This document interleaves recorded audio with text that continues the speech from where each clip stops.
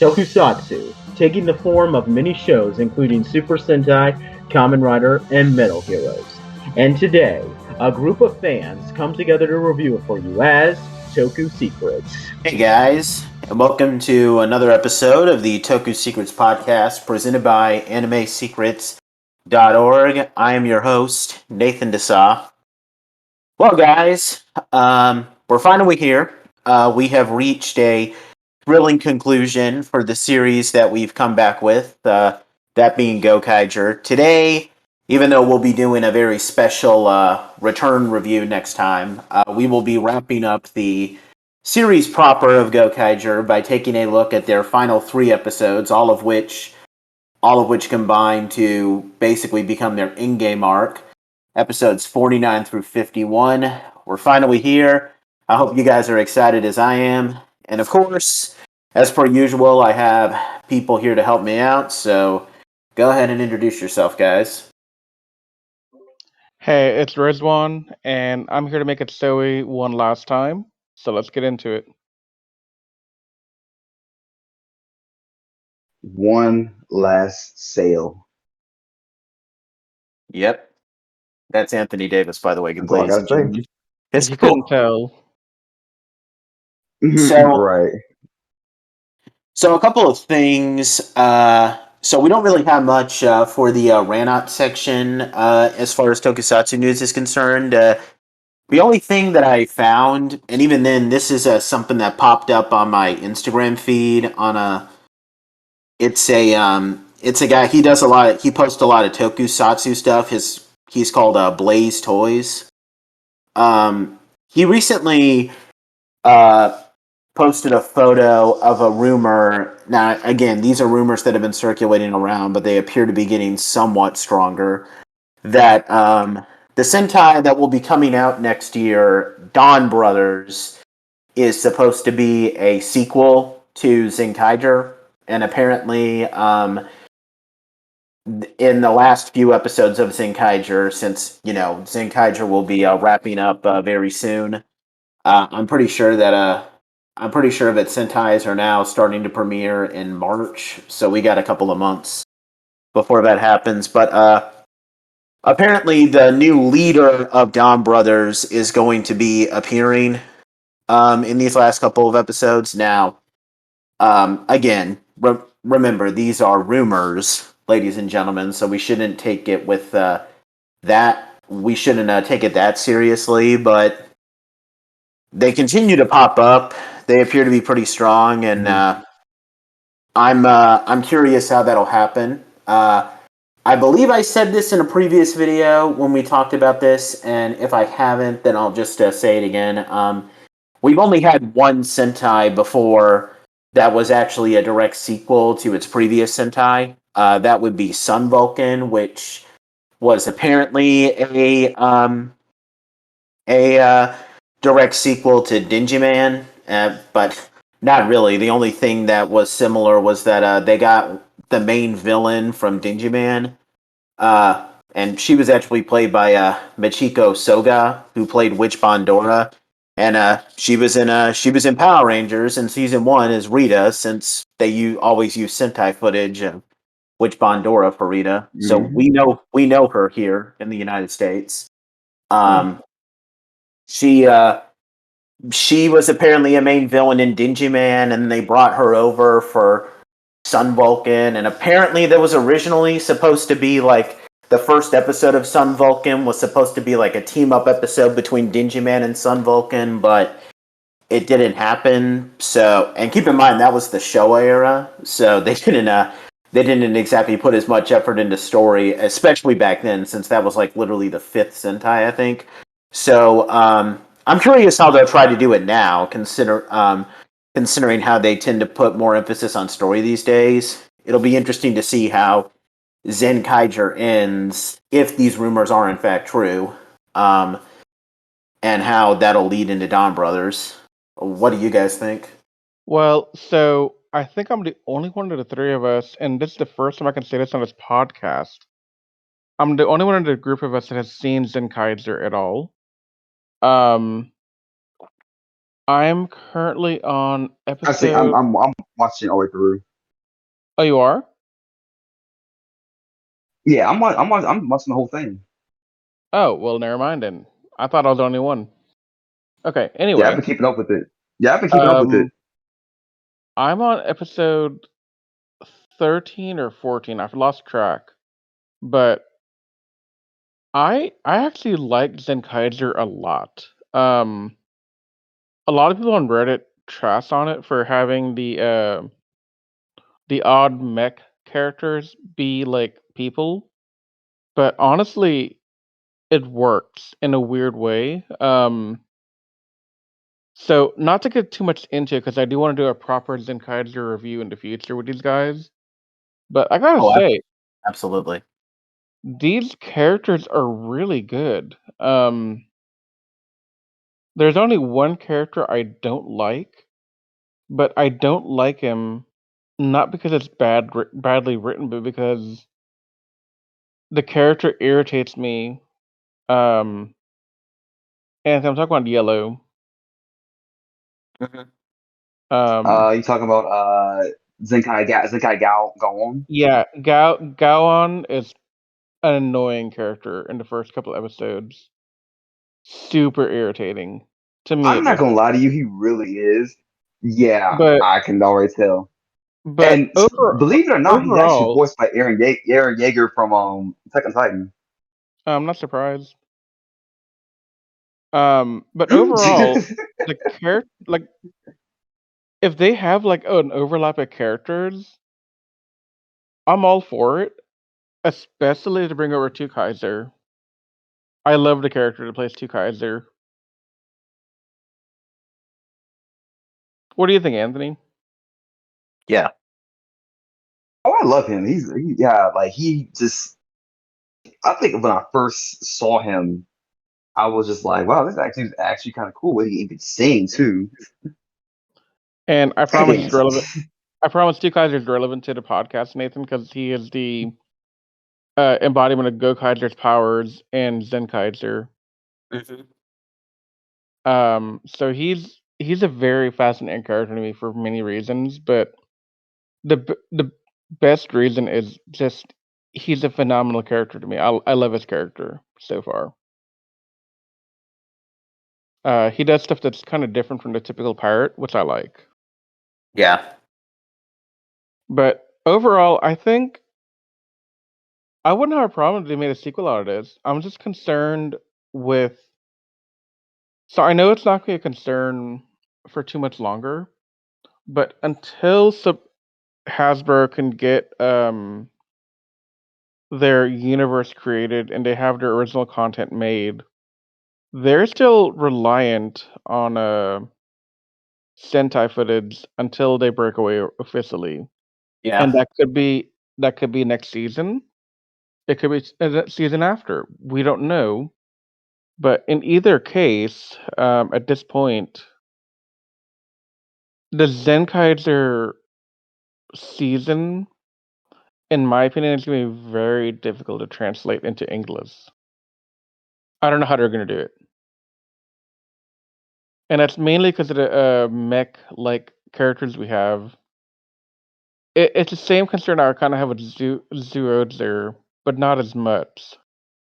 Well, they are skipping Sentais now in Power Rangers, so for all that we know, they could probably just do like I don't know. The only one that I've seen recently that looks like it would be the easiest to adapt is Kira Major, I think it's pronounced. Yeah, Um, Kara Major is pretty easy to adapt from what I've read about it. Um, yeah, Kira Major. in in theory, they could adapt Kira Ranger, the Yeah, one that preceded Kira Major, but the issue there is they'd have a huge cast. yeah, I think that's like what 12 Rangers.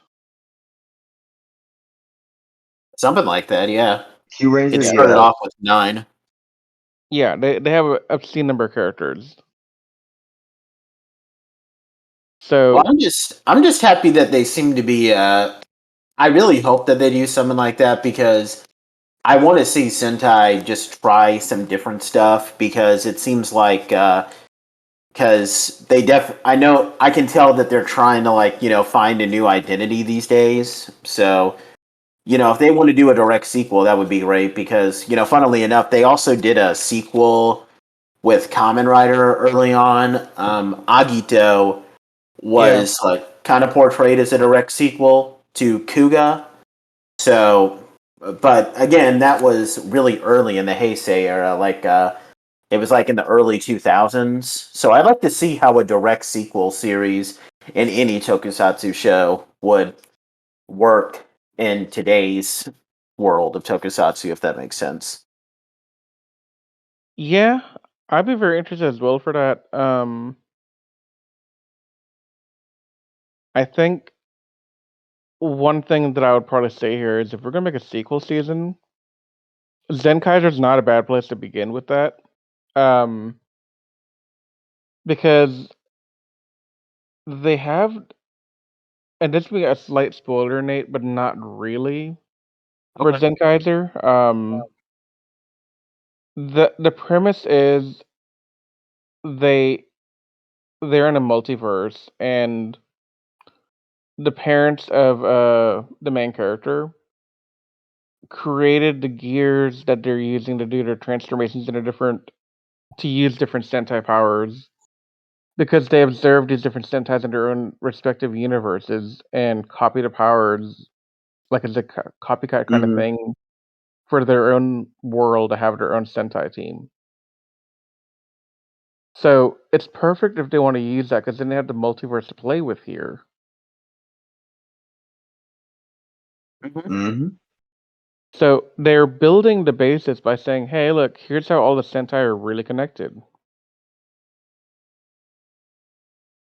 Because with Gokaiger, which we'll talk about a little bit more later on, I mean, yeah, they're all connected in that the powers are here, but they don't ever truly explain all the interconnections of every single Sentai, you know? Mhm. So, and Yeah. Zenkaiser, to give an answer to, okay, they're all in a multiverse, living on Earth or whatever. And I buy that answer a lot more than I buy, oh, just we have, 35 Sentai teams living on the same planet, and some of them are still active, but they never interacted until this season. Yep. So the multiverse thing makes a lot Yep. more sense to me. It'll be an interesting thing to look at, that's for sure. Yeah. Yeah, but overall, for Diozo Back Home, I recommend Zenkaiser so far. I don't care what Reddit says, it's good. Yeah, let's not really worry about what the majority fandom says because we definitely have a lot of unpopular opinions among the fandom. Because, like I Yeah, said, well, I love Go Onger, but nobody likes it. So well, that's a pity. yeah. Did you Alright, guys have well, any other news related stuff? I don't recall seeing anything of interest this week, so no. Okay. What about you, Anthony?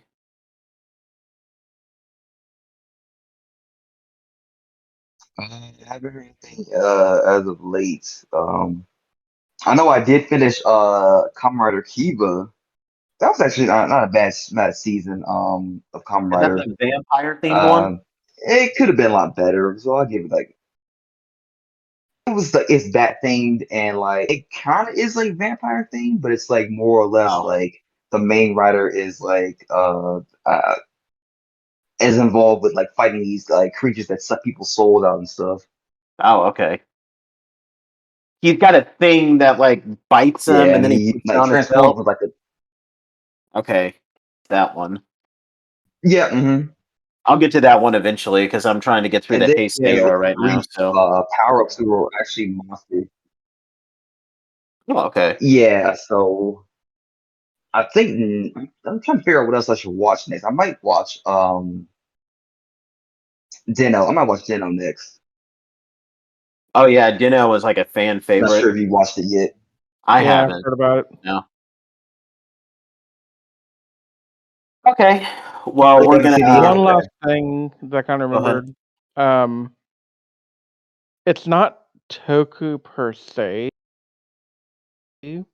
Jason David Frank has been working on a film with Jason Font and Serena Vincent from Lost Galaxy and a couple other people like Sierra Hanna, and it's called Legend of the White Dragon. It was a crowdfunded thing where they got a.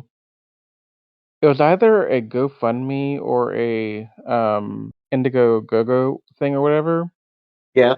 and they raised like way more money than you know they needed. So they're making a length film out of it with Bat in the Sun, and they released the first trailer for it 2 days ago. Mm-hmm. And that trailer actually looks pretty good for what it was. I'm actually very interested to see this movie now. But I'm also a slight bit biased because I did donate like I don't know $20 to it. Well, hopefully it turns out good because I do know that Jason David Frank has always had like I've watched him in interviews sometimes, and I feel like he's always had a passion for like making like not just acting, but I can tell that he's had like a desire to like somewhat like direct and not necessarily direct, but at least produce some of his own work. So Yeah, he's because I know he wrote a couple of screenplays for movies. yeah. No, I'm really excited. That dude, he's Mhm. trying. I mean, he's the movie to me signifies that he's giving up some of the Tommy identity to go into something else, and I'm really liking that here. Yeah, Though he doesn't fully give it up because the suit does look like a modified Mighty Morphin White Ranger outfit. yeah, I've seen that outfit. It looks really cool though. It does, and I'm excited. Also, his daughter's in the movie, Jenna. Oh, that'll be interesting. Yeah, Yeah, but yeah. Well, I hopefully it saw. works out because I just remember watching his interview from No Pink Spandex. Now, granted, that interview was done like quite some time ago at like the second Power Morphicon, which was in like 2009, where he talked about some of his pet projects for film. So it's nice that he's getting one of his big projects kind of greenlit a little Yeah, bit. I mean, it's better than the other projects that Rangers have tried to do in the past, like The Order that was run by was it Nakia I or think was it so. Karen? I think it was The Karen. Camrys? No. I think it was Karen who did it. Actually, I'm bad. My bad. Oh, Karen Karen Ashley. Karen Ashley. Ashley. Yeah, Karen Ashley. yeah, Yeah. yeah. That was looking like a really badass movie, but they 100% stopped giving updates on that thing like 2, 3 years ago, and Oh, I'm that still kind of waiting sucks. to see. Yeah. So it's nice to Yeah. see a Ranger fan project finally come to fruition because I've seen so many other projects try and they just don't make it.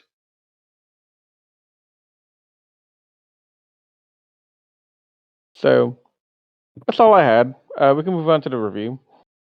Okay. So as I said at the Okay. beginning, Let's ladies do and it. gentlemen, uh, we're going to be wrapping up our Gokaiger review, at least the series proper, today by taking a look at episodes 49 through 51, which is which are all basically the in-game story arc. Now we're not going to go through all the details in explicit detail. I'm just going to give a general rundown of the whole story. Uh, Try to keep it. We'll talk about some of the details at the end when we're reviewing the thing. Briefly, though, I'm going to give you guys a recap on where we are. Um, the Gokaigers got 3 new Grand Powers in our previous video. They received the Grand Power of the Mega Ranger, Battle Fever J, and Kaku Ranger. While they were battling one of the main Zanyak generals, Damaris, they found out that Bosco has stolen 2 more grand powers, giving them 5. There was the Gokaigers had their final confrontation with Bosco. We had a really awesome fight that still is probably the best fight in all of Super Sentai. And they defeated Bosco, and now they have all 34 grand powers.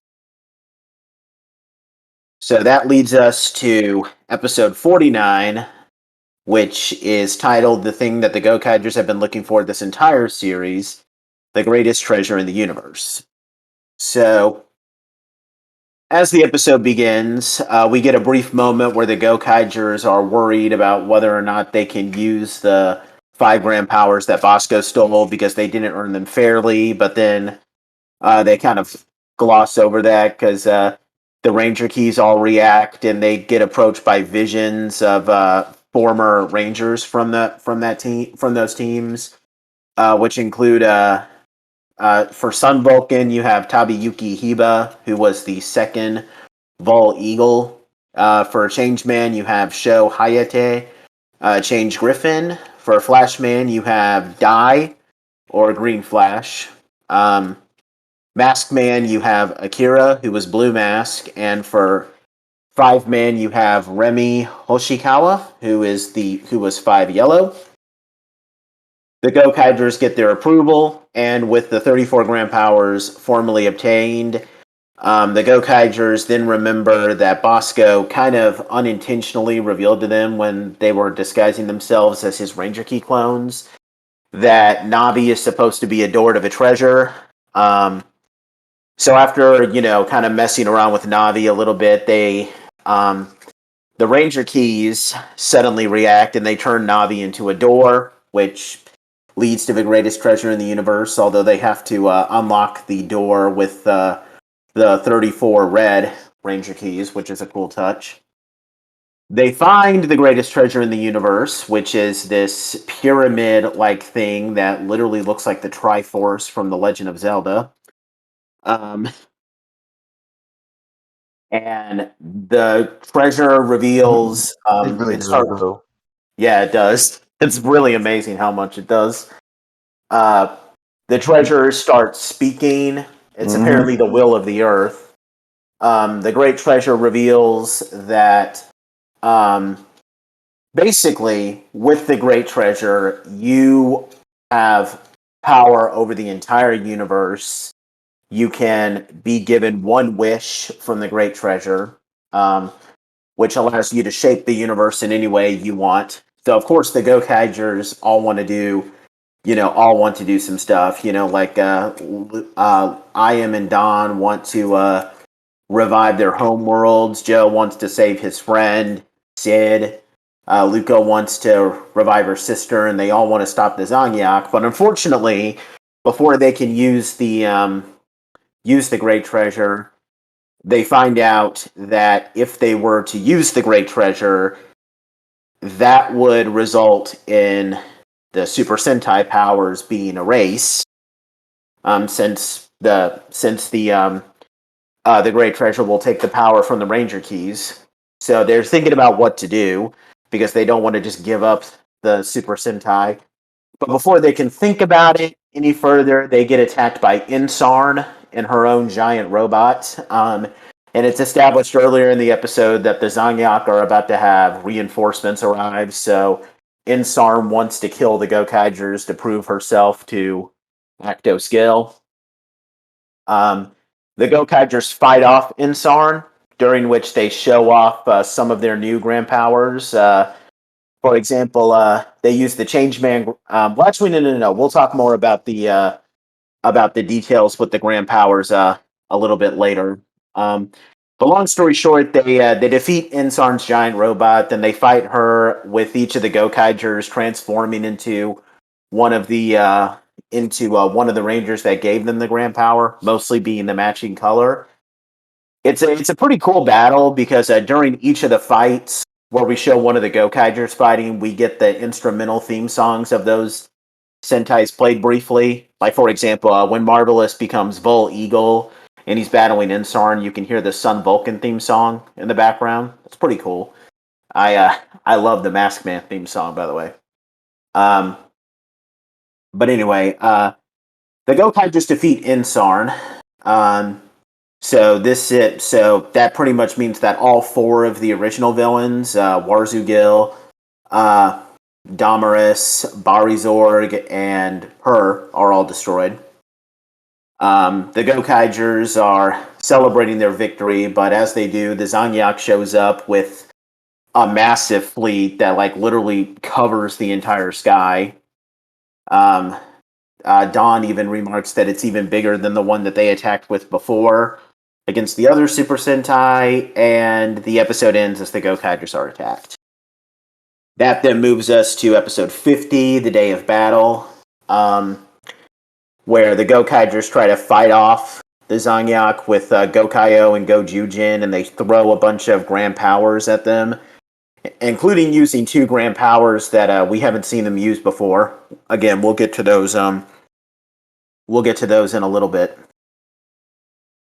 But of course, much like Power Rangers in Space and Countdown to Destruction, they're fighting well. They're holding their own for a little while, but unfortunately, because this is the final episode where the villains are throwing everything they have at you, it's just too much. They get overwhelmed. Their mechs all get blown out of the air.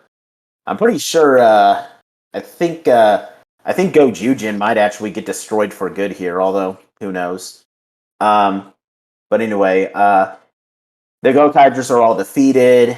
And Actos Gill does something similar to what Astronema did in Countdown to Destruction.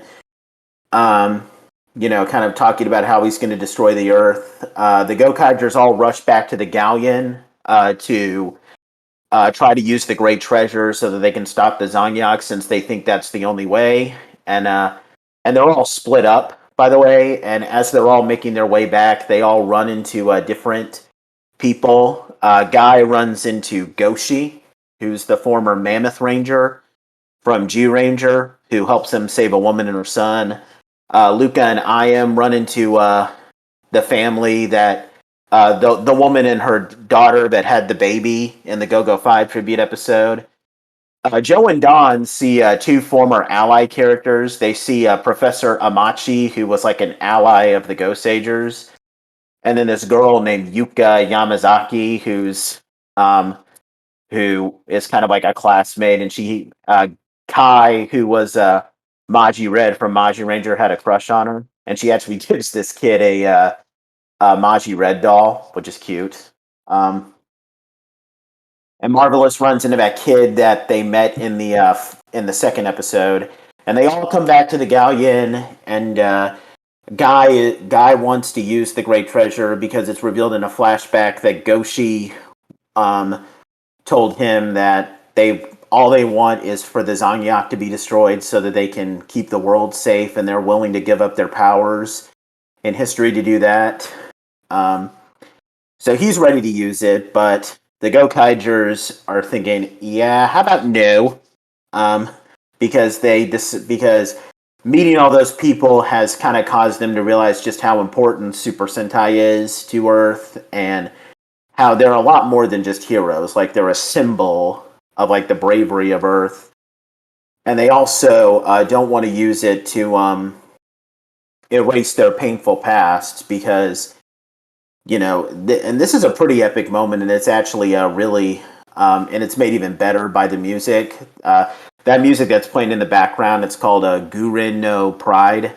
That's probably my favorite song from the Gokaiger soundtrack, just with the guitar riff that happens there. That's my favorite Gokaiger song.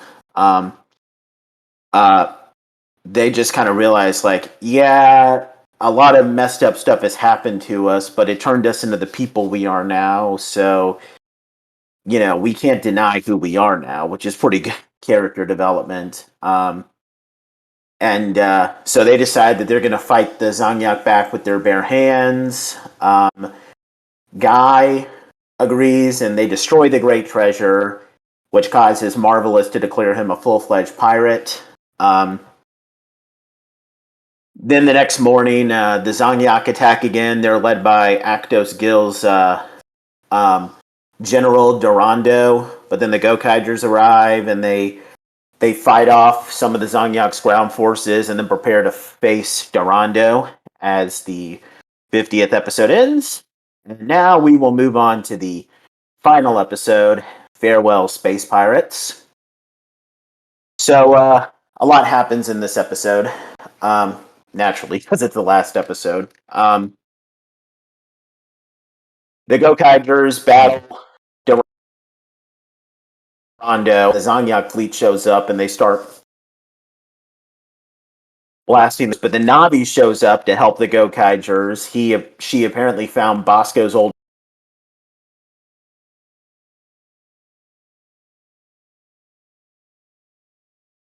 ship, ram the Zanyak's capital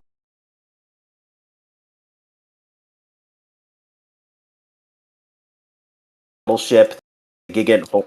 The other Gokaigers defeat Durando with the Gokai Galleon Buster, while Marvelous hijacks the guns of the Gigant Horse and uses it to fire on all the Zanyak ships to basically wipe out the fleet.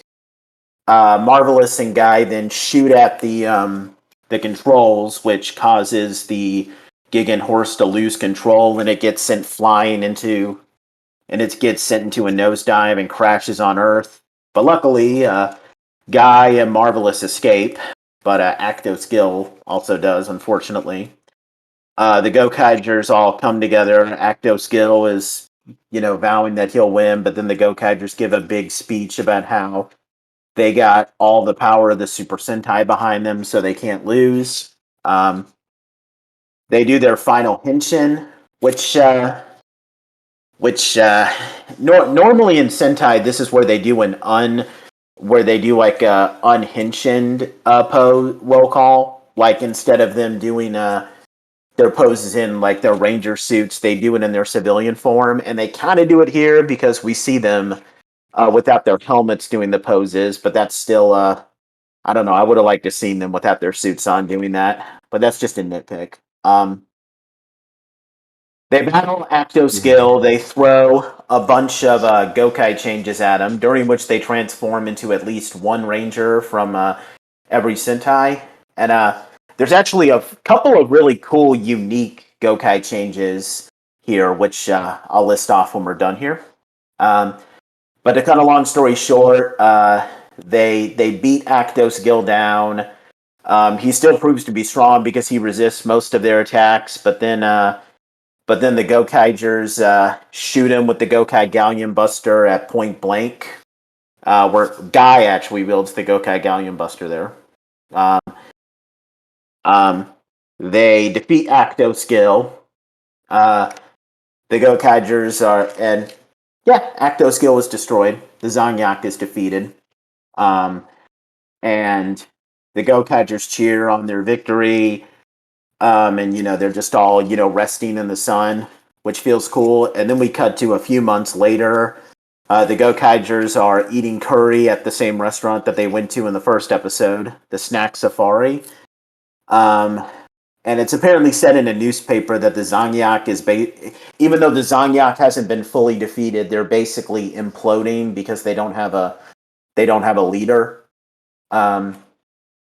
Marvelous says that they're going to go after the second greatest treasure in the universe, which he thinks is on the Zanyak homeworld. The Gokaigers head back to the Galleon, which Don has since repaired. They run into the same children that they saved in the first episode, and much like the first episode, the children thank them for saving them, and then they play up the whole smug pirate of like, oh, we weren't trying to save you, the Zanyak were just in our way, and we didn't like that, so we just said, screw you, Zanyak, and we killed them. Which is funny, but Marvelous still waves back at the kids, though. The Gokaigers all get into the Galleon. Marvelous decides that that they don't have any more use for the Ranger keys, so he dumps the Ranger keys out. They all go back to the rightful owners.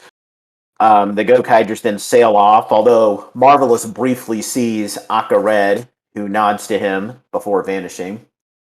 As the credits roll, we see the Gokaigers kind of just doing their normal stuff, like, Joe is working out. Donna's, cooking, and Luca's counting her money, and we see a bunch of former Sentai Rangers getting their Ranger keys. And there's actually a cool moment here that I briefly want to point out. We see 2 Die Rangers get their Ranger keys back. Shoji, the former Tenma Ranger, and Kazu, Kyrie Ranger. What's funny is that apparently the guy who played Shoji, but he really liked the Ranger keys, and he apparently made his own custom Tenma Ranger key, which you can tell is different because if you look at the Ranger key in his hand, at that moment, it has a little bit more details on the chest. Like the actual Ranger keys are just plain white on the chest, but his has like colors down the front of the chest and on the breast logo. So he's actually using his own custom Ranger key there. That's a pretty cool touch. But anyway, we see all these former Sentai Rangers. I'll go over them a little bit later. We see Tsuyoshi Kaijo, the former Aqua Ranger, get his Ranger key. He wishes the Gokaigers well. Then he transforms into Aqua Ranger and walks off. And the episode, as well as the series, ends with the Gokaigers leaving Earth and sailing off into space in the Gokai Galleon for their next adventure. And I'm pretty sure I speak for all of us as we say the title of this episode, farewell, Space Pirates. And with that, we have reached the conclusion of Gokaiger. Okay, that was a lot. It was so beautiful. I can't believe it. So, first things I will say, beyond the fact that it's such a beautiful ending, there are at least. Let me count them out real quick.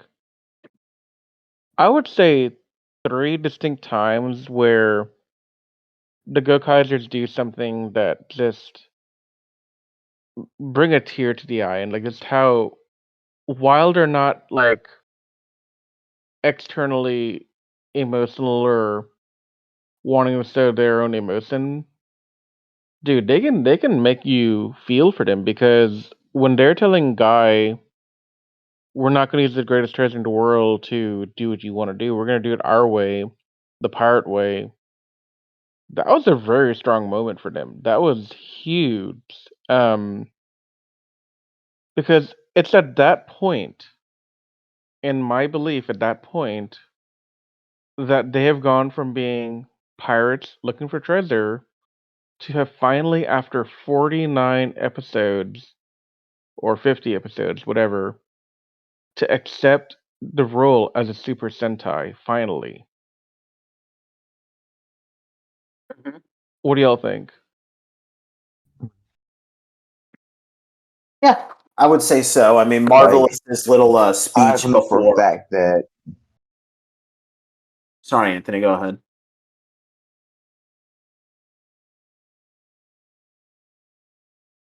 You there, Anthony? Well, yeah, I couldn't hear y'all for a second. Like for a minute, it got quiet all of a sudden. Then I heard Nathan talking, but then it stopped all of a sudden. That's all. Go ahead. Hmm? Go ahead. Anthony. Yeah, you guys are kind of breaking up on me. Oh. No, what I was about to say was that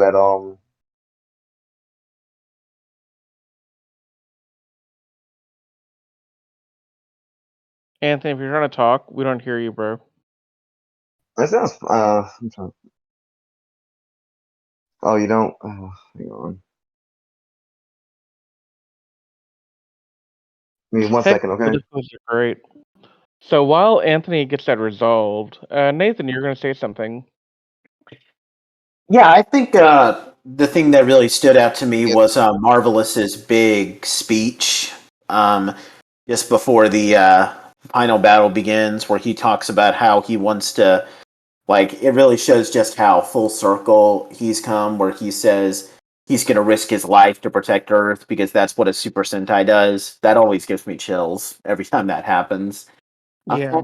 And like I said, that whole exchange that they have about the Great Treasure, um, I I remember watching that moment quite a few times when on repeat, just because it was always really powerful. And again, I think the main reason why I love it is because I love that song that plays in the background where it starts off kind of.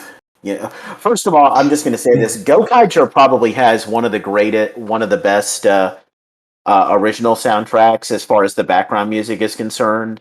Oh my Like, god, yes. yeah, Yeah. and that song that plays during their little talk with Guy is probably one of my favorites ever. Um, just because it starts off really mysterious, and then it goes into you know, like a bit of a gentle thing, and then it starts to rev up with a guitar riff when they start talking about how they can't give up the Super Sentai because Super Sentai is a lot. It's a really deep thing because you could easily give up the Super Sentai to stop the Zanyak, but Mhm. Super Sentai are a lot more than just heroes. Like they're symbols, like they're symbols Yeah. where Mhm. Earth needs to know that they're there to keep them safe. And if you just erase that, who does Earth have to look to in times of crisis after that? Yeah. It's kind of Right. similar to like Yep. My Hero Academia with how they constantly talk about how All Might is the symbol of peace, and when All Might leaves, who's going to take over for All Might? Like Right. it's the same thing with the Super Sentai, if you know what I mean. Yeah. Absolutely. What So were you going to Anthony, say? now that you're back, you want to talk? Yeah. Yeah. So I had some weird miscommunication on my end. I don't know why I couldn't hear y'all for a second for like a couple minutes. It kept going in and out. Um, No problem. what I was about to say was yeah. What I was about to say was that yeah, Nathan definitely is right about how like these guys are definitely like a symbol. Um, I know it. I know at first when they first brought to Earth, they were not really concerned about like you know Earth that much. They're just kind of just like, oh, well, we're to the rest of the universe, and then once we get it, we're on our way and leave. And as time progressed, they slowly were like starting to appreciate Earth more and more to the point where they would have literally, if the Gokaigers from the beginning of the series had did and got the Red Treasure universe sooner, they would have immediately wished for their stuff like they normally would have. With no hesitation. And I Yeah, Yeah. also feel like they grow as like people too, like especially like people like Joe, and like Doc and Luca, especially even Guy. Oh yeah. Because I as much mean, as like Guy was like a fanatic of Super Sentai, like he legit told like four members like, no, we can't give you our power, we can't give you these Ranger keys, like as much as I would love that, but we're like, we can't give them to you. well, it's not only that, but he also grows in his strength. I mean, he starts off Hmm. complete fanboy, completely obnoxious, and he ends up, um, he's still a nerd. He's still gonna be like freaking out whenever he sees any former Sentai member. Even like, I'm gonna Obviously. very, I'm gonna brush over this real quick. I'm not gonna give detail, but when Guy sees legacy Sentai members in the 10 years later movie, he still freaks out. He's still got that energy of like, oh my god, these are my senpai. I must respect them and love them with all my heart. That never goes away. Hmm. But at the same time, he's also become more confident in his abilities. I mean, he's grown to be stronger in that he believes at least a little bit in the pirate way now. Yep. Yeah.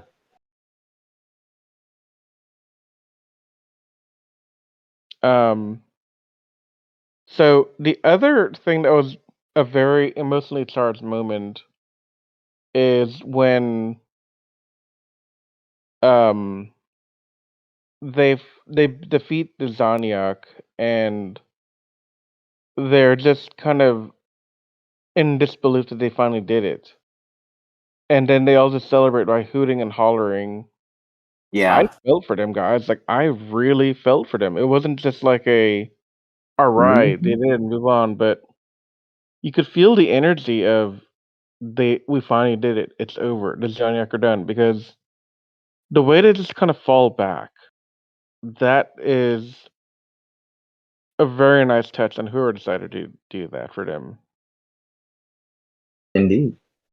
hmm Um, The final battle, I'll also say, is pretty well handled. I mean, obviously there was only one way that you could do it. Just kind of throwing a bunch of a barrage of like all these Gokai changes. Um, yeah, and what I really love about that, I kind of want to bring this up. There were a lot of the Gokai changes that they did in the final battle were actually really creative. They did like they start off with each one kind of transforming into a ranger from one of the first five. Like Marvelous does Aqua Ranger from Go Ranger, Joe does Diajack from Jaka, um, Don is Battle Kenya from Battle Fever J, Dingimon, you have I am as Dingy Pink, and Luca, you have Vol Panther from Sun Vulcan. They do they did this one where all these rangers are ninjas, where Luca transforms into Yellow Mask, Dawn is Dinah Black, and then because both of those guys, even though they're not ninja themed Sentais, the characters were actually ninjas. Um, Ninja White for I am, and Shurikenja for Guy. Um, they did this one where Marvelous, Joe, and Dawn all transform into like car based rangers, which was cool. Um, Hmm. there was one where, according to Ranger Wiki, this is apparently shown as like an all leader change, where so Marvelous is O Red, um, Joe is, and that makes sense because O Red, I mean Red Ranger leader. Okay, whatever. Right. Joe is Go Blue. I've seen Go Go 5 all the way through. I guess like Go Blue was kind of a leader. I mean, he was second in command. Actually, funnily enough, I think That's true. Yeah. blue is the only color I think where I haven't seen a leader.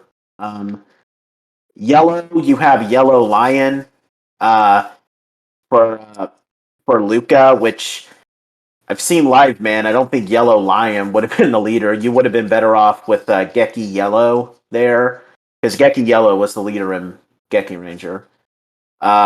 Mega Black for Dawn. He was definitely the leader. Time Pink for Iam, and even whether you've seen Time Force or you've seen Time Ranger, you know that Pink is the leader in that show. Um, Obviously. And then Don was King Ranger. Don't know how that works. I guess maybe King Ranger was like the leader of the original battle against the Baranoia in O Ranger. But probably the best one that they do, and I love what the Mo Byron announces. They all transform into powered up into Sentai Rangers from their powered up forms, and the Mo Byron announces Super Ranger, which is awesome. Mhm. They Marvelous does Hyper Shinken Red, which is the Shark Attack mode from Samurai. You have Super Gosei Blue, that's Mega Force and Ultra mode. Super Geki Yellow, Jungle Fury Yellow, Jungle Master mode. Deca Green and Swap mode. That's pretty self-explanatory from SPD. Um, and IM does Legend Magi Pink, which is Mystic Mm. Legend mode from Mystic Force. And this is pretty unique because I think the only other time that we saw the Gokaigers use a Super Ranger form, and even then, I don't know if you could call that a Super Ranger form because they get this mode really early in the series. Sorry for that spoiler alert, ladies and gentlemen. Marvelous did use Abar mode, which is the equivalent of Super Dino mode in Power Rangers Dino Thunder during the Abar Ranger tribute episode. But that's the only time that I recall them using alternate powered up modes. Besides, funnily enough, the 50th episode that we just went over, where Don transforms into a Dragon Ranger, and then he transports the Dragon Shield to Marvelous while he's Toronto Ranger to have him transform into the armed Toronto Ranger, which is like the red Mighty Morphin Power Ranger with the Dragon Shield. That was pretty cool. But yeah, those Yeah, I all have those, had this figure art too. yeah, it was really cool how they kind of went, with a little bit more, like instead of just doing like the stereotypes, like all blue, all red, all this and that, they tried to change it up and like do a couple of different themes. I definitely liked how they did that. Um, and just a brief note also, we did see some new Grand Powers in these final two episodes. The Changeman Grand Power lets Gokaio summon Earth Power, which is the power source of the Changeman, and like shoot Earth Power from the cannon on its chest. The Masked Man Grand Power gives Gokaio Aura Power, which is what the Masked Man used, and it lets it do this karate chop. Probably the coolest one we got revealed is that the Mega Ranger Grand Power. This is apparently a Go Jujin Grand Power, and it sucks how they didn't use this earlier in the series. It allows Go Jujin to summon the wings of the Mega Winger, which was the mech of Mega Silver, and yes, even in Super Sentai, it was called the Mega Winger. That's also what it was called in Power Rangers too. Um, to allow Go Jujin to fly, and then they also use the Dynaman Grand Power to do what else? Summon explosions. Which means that I don't want to list them all, but there were a couple of Grand Powers that we ultimately never got to see. I'm not going to list them all, but it does suck. But again, I guess they didn't have time to think of all those Grand Powers. But yeah, overall, this Yeah. finale was pretty good. It felt very reminiscent, especially in the second episode of like Countdown to Destruction, which is, I don't know if I want to call that the best finale in Power Rangers because I still preferential to the Time Force finale, but Countdown to Destruction is still awesome. I mean, so part I of think it's my most favorite. so something back to what Nathan just said. It may not be that they couldn't think of how to handle all the grand powers. It might have been that honestly they might have needed more time in the series, like maybe another 10 episodes or something to do it all. Because, they don't really have time to do a tribute episode with every single season individually, which is a big part of why Bosco exists, if you really ask me, because Bosco got, what, 5 teams out of the just knocked out. Meaning they only have to do 30 tribute episodes, and from that, I mean, they still didn't have to do a lot because the movie gave them so many as well. So they they were able to cut down the number of tribute episodes that they did simply by having Bosco be around and then also the movie. And I don't think it's because they were unable to think of an idea for him, because I'll tell you what, this whoever wrote this season, they thought of so many details and so many ideas that I can't imagine them being like, "Oh, well, we have 34 Sentai to come up with a grand power for. We're only going to do 20." No, that's not like them, I don't think. I think it's more a production problem where they couldn't fit everything in production, and so they had to cut some ideas out before they even got to, produce them. Yeah, that's possible. Yeah. I think the other cool thing that I like, it was a pretty nice touch. They got, like I said, during the final scene, we get a bunch of former Sentai Rangers to appear to get their Ranger keys back. Not all of them, of course, because that'd be way too much work. But funnily enough, now a couple of them are ones that we've already seen in the show. Of course, they get Doggy Kruger, Decamaster, because you could get anybody to just be in that suit. Um, they got Vol Eagle, who we saw in 49 and 5 Yellow. But we also saw a couple that we didn't see before, and not all of them have lines. Like I said, we got a Shoji and Kazu from Die Ranger. They're both Tenma and Kyurin Ranger. Um, we got Sho Tatsumi, who is the former Go Green, who that's the Green Lightspeed Ranger. Um, Hoka Ozu or Maji Pink, which is funny because apparently the woman who played Hoka Maji Pink once said that she didn't want to come back to be on Super Sentai. That didn't age well. Even though it was just 5 seconds, but she said a line, so that counts. Yeah. Miyu Suto, Go on Silver, who I'm just gonna say has aged pretty well since Go Onger. Just gonna say, and like I said, they also got of course they got Octaranger because much like Octaranger is one of those characters where if you're ever doing a tribute, you just kind of have to include him. It's like trying to do an anniversary for Power Rangers without Tommy. Like Tommy is the face of Power Rangers. I would say that Octaranger is kind of the main hero that's like the face of Super Sentai. So it makes sense.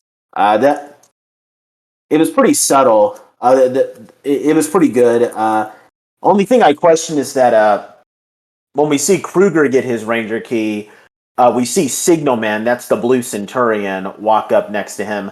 I always wonder how does someone like this Signal Man work with a Ranger key? Because like I can get it with Gosei Knight, like we saw that in the Goseiger crossover movie, because Gosei Knight has like an alternate form. Signal Man's Ranger form is his only form, so was he like dead and he just came back to life through the Ranger key or something? Like that doesn't really make much sense. Kind of weird, but We will never know, know. He might turn into a Ranger key to be given to Gokaiger. I guess. And the same goes for Zuban too. I think those are the only two that didn't have human forms with those Ranger keys that they got from Bosco. I will say I'm glad that the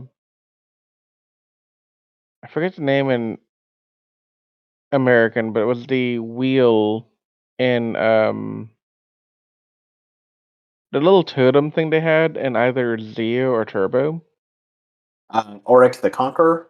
Yeah, I'm glad they didn't like bring him out to like be a extra or something Yeah, because I he don't know how to explain Yeah. that. he was only in like 2 episodes of Zeo, and he was pretty lame, and he was actually kind of lame in O Rangers. So I'm kind of glad they didn't do that. Yeah, Uh, if we're done talking about the finale, we should now transition into talking about Gokaiger overall. I'd like to I'd like to start off with just talking about the anniversary theme of this Sentai, because we're gonna go over some all different elements. We're gonna start with the anniversary theme. I would say that now again, I still need to see Ju Oger all the way through, and I need to see Zen Kaiger. Yeah. But but if I'm looking at this strictly from the perspective of Gokaiger, like at the time, like I'm a guy who's watching this in like 2011, you know, or 2012, something like that.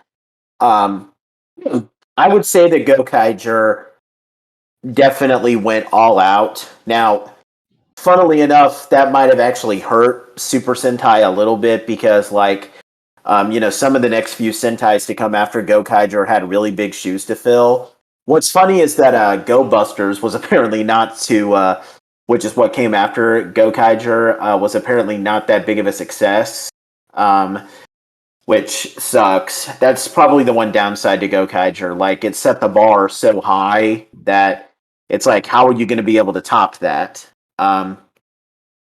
Because, like, with other anniversary themes, and I'm going to look at the other two anniversary seasons, which I've seen before this, and I'm not going to go into like explicit detail, just a general rundown. Like with Gal Ranger, I don't know how that can count as an anniversary season because there's no real nods to previous Sentai in Gal Ranger. Sure, they have Gal Ranger versus Super Sentai, the anniversary special, which is really good. I love that. But the season itself, not so much. Then you have Gokaiger. Now, I love Gokaiger. I think it's a great Sentai, but I love it because I look at it just as another Sentai. I don't try to look at it as from an anniversary perspective because again, it doesn't really have that much nods to other Super Sentai. Now, they tried a couple of different things compared to Gal Ranger, like all of the villains and monsters of the day were apparently themed after, had their designs themed after previous mechs. But to be honest, looking at those villains, I never really noticed that until I saw it, that's what they were going with on Ranger Wiki. And of course, Gokaiger did Gokaiger versus Super Sentai, which sucks. I honestly feel like the people who did Gokaiger didn't really care about the anniversary element. So for this one with the anniversary element, they don't just pick it up a notch from Gokaiger. It's like they went from like 10% to 100% in like one stroke. Like, okay, we're going to bring back a bunch of, Sentai Rangers. We're gonna have tribute episodes, to kind of, pay homage to those Sentais. We're gonna have the Gokaigers transform into previous Rangers, and what's funny is that you could almost kind of say that this kind of feels like a really good element because it's not just, I would say it almost kind of feels a little bit like a sort of I haven't seen much of Batman Beyond, but I do know that, like, Batman Beyond is all about a character named Terry McGinnis kind of taking up the mantle from, from the previous Batman, Bruce Wayne, and not really knowing much about his legacy. You could almost kind of say that with the Gokaigers as well, because they're not from Earth. Yeah. They don't know anything about the Super Sentai. Literally in the second episode, when the kid is telling them about Super Sentai, Luca is like, Super Sentai? What's that? So it's not just about this team of, like, characters, like, already knowing about the Super Sentai and trying to live up to the legacy. It's about people who don't know anything about Super Sentai, and they're trying to live up, and they're learning about it as they go on. And I think they handled it pretty well. I mean, like I said, not all of the tribute episodes are amazing, but they went all out. The only real complaint I can say is that they probably set the bar too high for the remainder of the remaining anniversary seasons. Although Zenkaiger looks like it's definitely going all out with some of its ideas. So yeah, I would say that on the anniversary theme, they took what its two predecessors were doing, and it's like they took that car that was only traveling at like 5 miles an hour, and they put their foot all the way on the gas pedal and sped up from 5 miles an hour to 400 miles an hour in like one move, and it worked completely. And that's my 2 cents.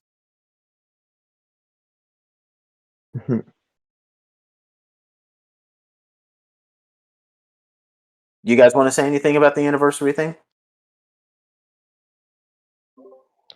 For the theme, I'll just say that. Like, Oh, go ahead. well, I was gonna say, it did a really good job of like, giving us like not an entire like, encyclopedia of what each Sentai was or wasn't. Um, and I do like that, like anniversary seasons like it's like of Sentai that introduce like that does their own story, but still like tells us like, oh, this is the Sentai that did this back in the day or this back in the day, you know. So I gotta give him props for that too.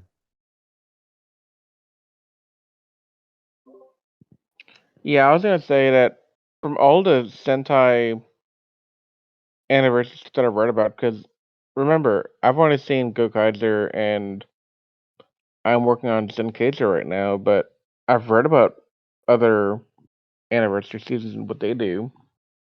And, I've seen most of Zeozer. Um,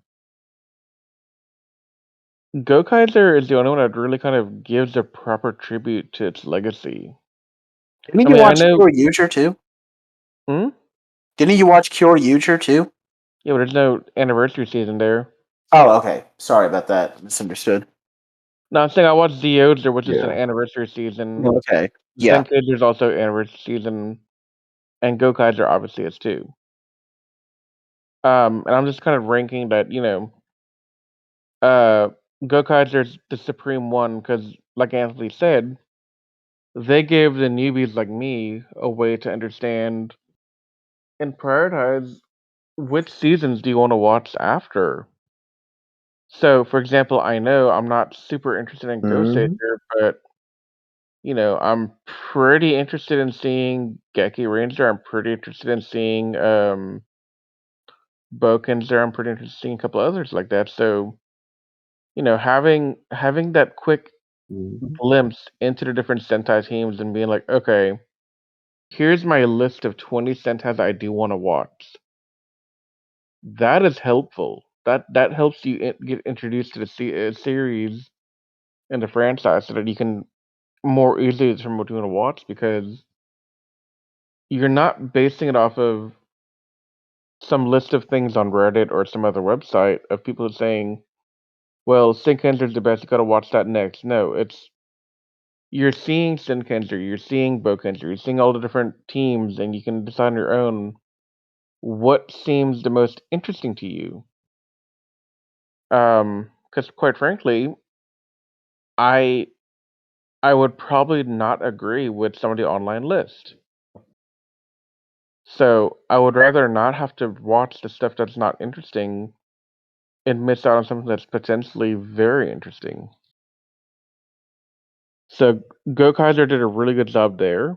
Um, in terms of like just what they did, this is how an anniversary season should be done every time for anything. Hmm. You you bring all the nostalgia out. You hit the fans with nostalgia over and over again, and like you craft a plot around the nostalgia. You don't just like hit them with like, oh look, here's this thing you saw like 20 years ago. Haha, look awesome, right? But you weave it into a story. You make it relevant. You make it interesting, and that's what Go Geiger did. Zenkaiger's doing something similar, but again, I'm only like 12 or 13 episodes in, so I can't say how it works long term. But in the ones I have seen, they're doing a pretty bang up job, like kind of going over what the old Sentai powers are. I mean, we're not seeing the cameos, we're not seeing the suits, but we're seeing the powers, and that's pretty cool to me too. Yep. Um, so to me, Hmm. Gokaiger did the anniversary thing right. I think hands down best anniversary thing to exist. Um, I don't want to make the comparison because they're not comparable, I don't think. But I would reference that another good example of a good crossover anniversary type season or movie would be the Doctor Who um movie where they have like one scene where they have 13 doctors all interacting together as like a celebration of Doctor Who. Um this season was on level with that. Except I think they did it much better in Gokaiser. Mhm. So those are my thoughts on Mm-hmm. the anniversary. So yeah. Yeah, I definitely feel like so. I had watched a couple of Sentais before I watched Gokaiger. I was watching Shinkenger here and there. That was when Power Ranger Samurai was airing. I had watched a couple of episodes of Time Ranger, and I was watching Jetman all the way through.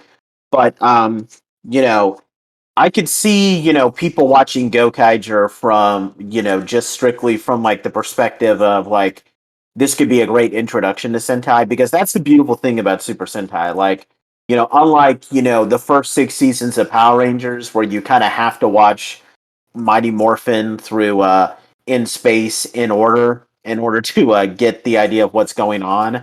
With Super Sentai, you could watch the 45th Sentai first, and then the next Sentai you could watch the second.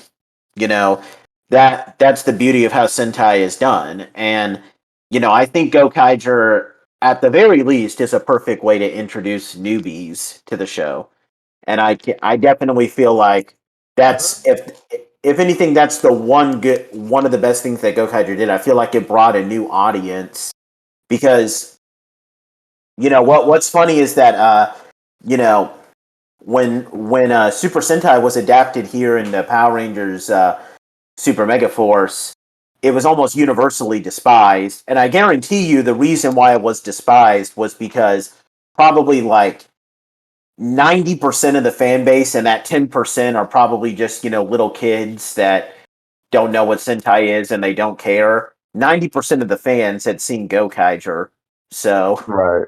it's like I guarantee you that was probably one of the reasons why Super Mega Force is just universally panned. I don't think I don't think that's 100% true, Nate. Yeah. I wouldn't say that 90% of the fandom has seen Gokaiger, and that's why Super Mega Force failed. I think it's the fans wanted more, Oh, and they got nothing. okay. Well, I could see that, but Yeah. at the very least, I feel like Gokaiger helped really bring over a new fan base for Super Sentai because Gokaiger came out at probably the perfect time for the American audiences because this was 2011. People started to watch Super Sentai in the States around 2009 because Disney had just canceled the show with RPM. So for a lot of people to watch Gokaiger while it was airing, they could be introduced to all these different seasons, and I really feel like Gokaiger helped grow an international audience for Super Sentai at the very least. Oh, absolutely, 100% yes. My only disagreement with you was that I don't think it's Hmm. fair to say that 90% of the American fan base Yeah, had seen Gokaiger, even though Gokaiger is. I mean because like yeah, I can see how you would disagree with me there, but like I just think that it's interesting how after Gokaiger ended, there was a much bigger American fan base, and you could see it with how merchandise was in the States. Like, Oh you know, yeah. I remember there was a brief period of time. Toys R Us was briefly selling the Japanese versions of the mechs. Like they sold Shinkino, they sold Gosei Great from Gosager. I think they sold Gokaio at one point. And for a while, Shout Factory was Hmm. releasing DVD sets with subtitles for Super Sentai, and Yeah. they made it all the way from G Ranger to Hurricaneger plus Jetman. Yeah. Um, so I really think Yep. that you can ultimately thank Gokaiger for growing the international audience. Yeah, I agree with that. That I will say yes. So I think Gokaiger may have ended here in 2011, but the impact of Gokaiger is not something the fandom will forget anytime in the next decade, even from today. Um, because if you look at the online forums and the reactions to even the movie, um, there's a lot of love for Marvelous. There's a lot of Yeah. love for the cast. Even Don. I mean, he's kind of derpy. He's kind of weird, but the package deal of all six of them, that that's a strong team of Sentai Hmm. members. I mean, I remember watching Mhm. Tokuger, and that was. I hate to make the pun, guys. I really do, but that was a train wreck. It was. Um, Mhm. Tokuger wasn't strong. I Yeah. barely remember any of the characters except for Kagura, and I remember Kagura because I just watched Super Sentai Battle, which is a 4 or 5 part episode thing where they have like all the Sentais do a battle royale battle thing in a movie format. But I mean, they're not memorable. Yeah. They were Mhm. not. Ninja are the only I, reason I remember I, any I, characters. I actually Good. remember the Tokyos. I only remember the other three, which was Tokyo, Gogo, and I think Yongo, and Yep. what was the third one? What was Sixth Ranger? Orange. Yeah, I just don't Rokugo. remember what his name was.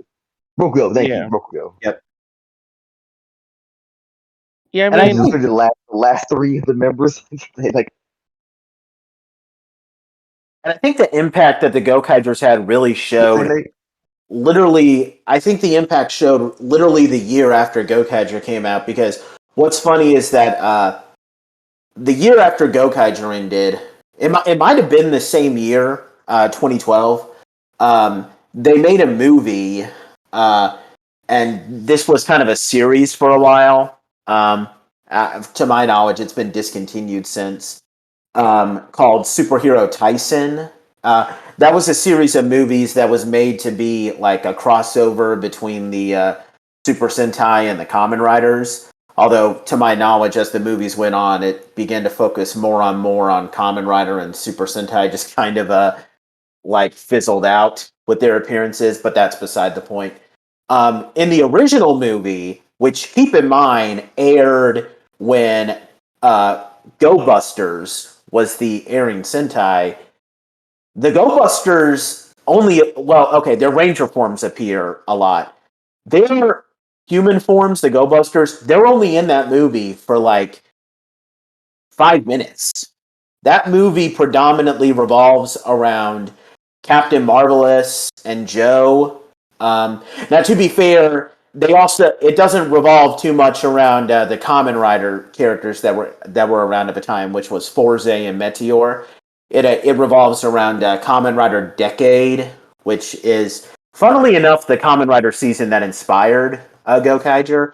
But if anything, I really feel that Superhero Tyson was a clear sign that even though Gokaiger ended, you could tell that Toei wants to do as much as they want, like as much as they can possibly do with these characters, because they found a way to make the Gokaigers the main characters. Well, okay, mainly Marvelous and Joe, but that still counts. They found a way to make those two guys the main focus of a movie that came out when Go Busters came out.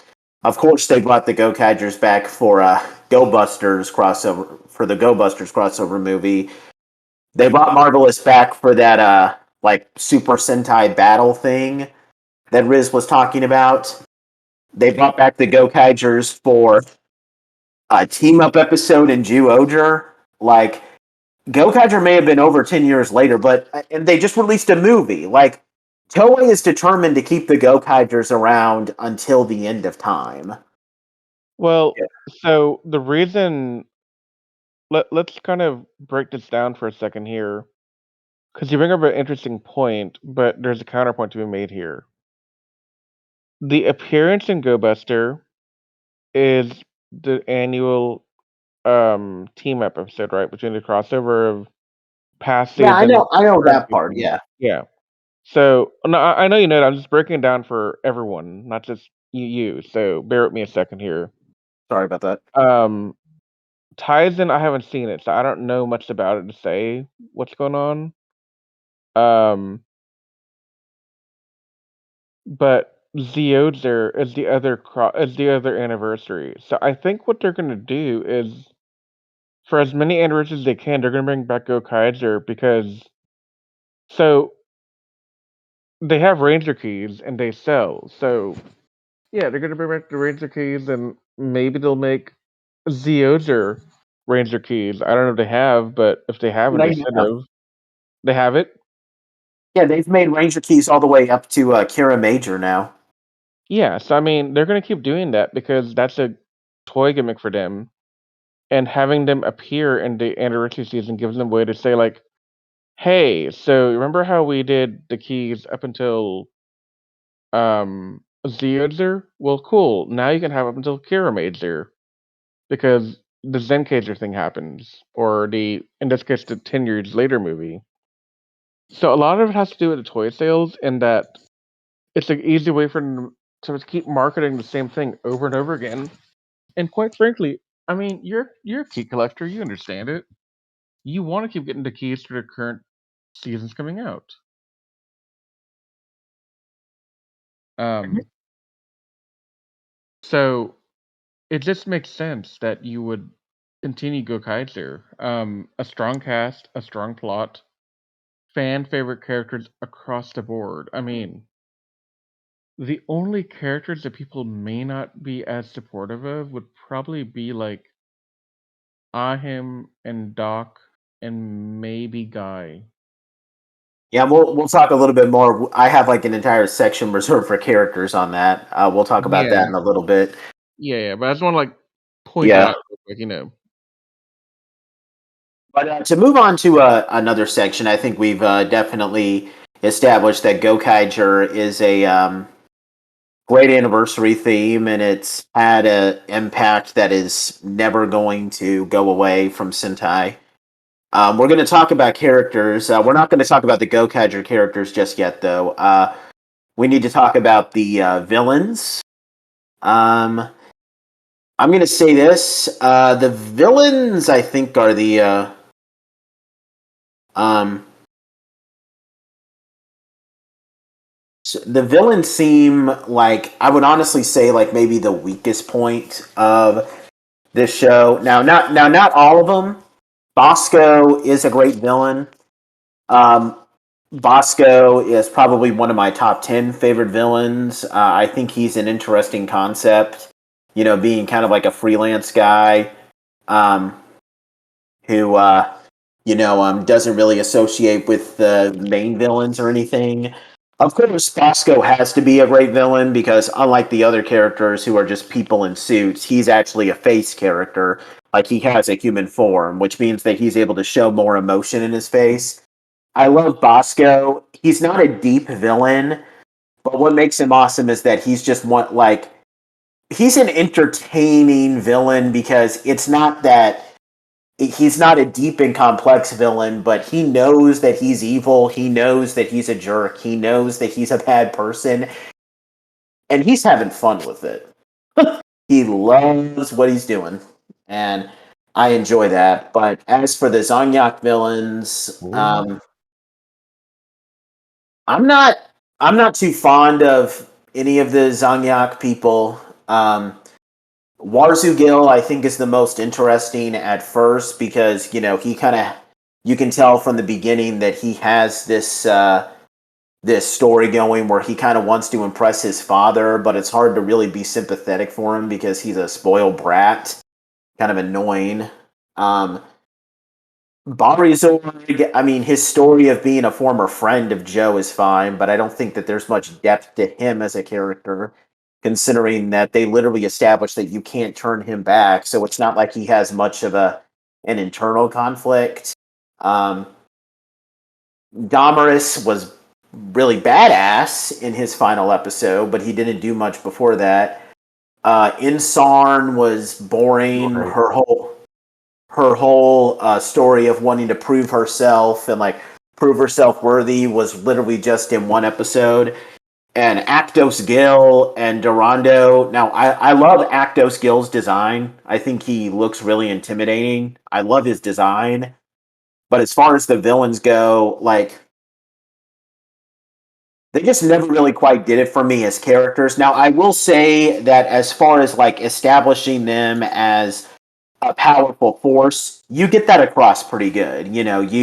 There's multiple episodes where they, just launch like some air attacks and the Gokaigers have to fight it off. So I do get the vibe that the Zanyak are like this super powerful empire and they are a force to be reckoned with.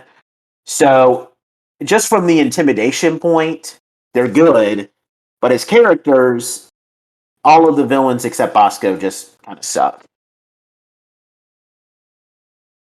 I would add a note because I love Gelicito as a villain. Okay, Jealousito was funny. I liked him. He just wasn't one of the main villains. Like when you're talking about like villains of the day, there were a couple of awesome villains of the day, and I would definitely put Jealousito up there. But as far as like the ones that were there from like start to finish, if you Yeah, understand what I mean. no, I get it. I'm just pointing out that Gelicito was a man of culture. Absolutely. Yeah. What do you think of the villains, Anthony?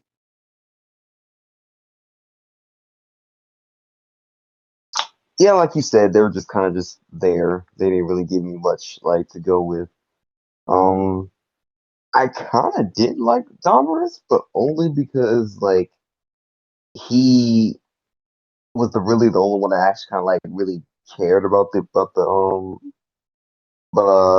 Wars Guild, but he failed in an act to like stop him from getting himself killed, which really wasn't his fault because I mean he was just following following the son's orders. Son wanted to fight. He fought. He died. So that should be on him. Mm-hmm. And to put that man, basically in jail for like, to imprison him to execute him like he did something wrong is just messed up.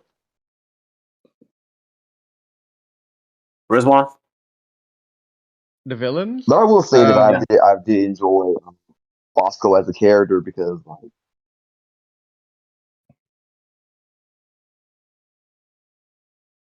why Yeah. am I hearing that makes some problems? um, so for me, the villains, I like Bosco a Can you lot. y'all hear me? Yeah, we can hear you. I can hear you now, yeah. Okay, okay, okay. I just want to make sure. You there? You good?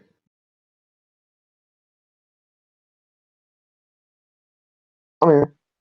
Okay, cool. Oh, you Okay. still make okay. I thought you wanted me to.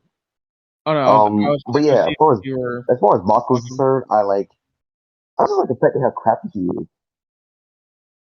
Hmm? Say again, Anthony? Say it again. Yeah, can you say that I again, said, please? I find Bosco to be a very entertaining villain too. Yeah. Hmm?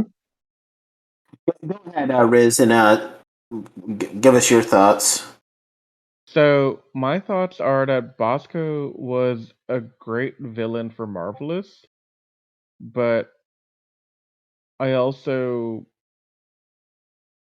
so Bosco was a tool for the series to give a better villain because Warren Gillu was not a good villain. The Emperor kind of sucked. He was not at all interesting. Ansarn and Darmasi Damaris. or whatever its name is. Damaris. Damaris. For some reason, I want to say Darmanitan, but that's a Pokemon. Carrying on. Yeah, they're just not interesting. Zellicito is really fun, but he's not a main villain like Nate said. Bosco was great. Honestly, if we had like a better way to have handled Gokaiger, maybe would have been to cut out the Zanyak completely from the series and make it a treasure hunt between Bosco and Marvelous. Like straight up, that's the only villain you needed. Yeah, or you could, like, maybe you could have done, well, maybe this wouldn't have worked because it was something similar with how Bokinger did it, but, like, maybe have all the main, like, you could have Bosco and then, like, maybe a bigger villain faction, maybe they're also pirates, and Mhm. it's a bunch of rivaling pirate gangs trying to find the greatest treasure in the universe, and Bosco. You could have Bosco do his thing, and then have, the main villains, like maybe they're looking for former Sentai Rangers and trying to kill them so that they can take the powers by force. And what makes the Gokaigers different is that they're playing their games fair, if Mhm. that makes sense. Yeah, Like, I don't know. definitely. Yeah, I mean, the Zanyak are just very stock. We're some evil organization and we want to take over the world type of, you know, villain faction. Yeah, I mean, there was no depth to them. I mean, honestly, like when Marvelous mentioned at the end, let's go to the Zanyak homeworld, I got excited for a moment because I actually want to know more about the Zanyak. And so if we went to their world and we saw it, maybe we'd understand better who they were. Mhm. Yeah. Because as it stands, we don't really know much about them at all. Well, I mean, it takes a lot to make some really good Sentai villains. You usually have to, almost kind of make them like major characters with development. Like, I would say that probably the best Sentai to handle its villain as far as character development is concerned is Geki Ranger, because Hmm. you could almost kind of swear that Rio is more of the main character than the Geki Rangers themselves, with all the focus he gets. Um, so, but yeah, I mean, but I can forgive how forgettable the Zanyak is because, in a show like Super Sentai, you're always going to have villains who are evil just for the sake of being evil. So at least we have Bosco. So, you Yeah. know. Yeah. Well, let's move on to the big course for this review. We're going to be talking about the Gokaigers one by one. We're going to start off with Marvelous, who I'm just going to say, we can kind of have some free discussion in a second. Marvelous is awesome. I don't know if I would say he's my favorite Red Sentai Ranger. That would probably still either be Red Hawk from Jetman or Shinken Red Takeru.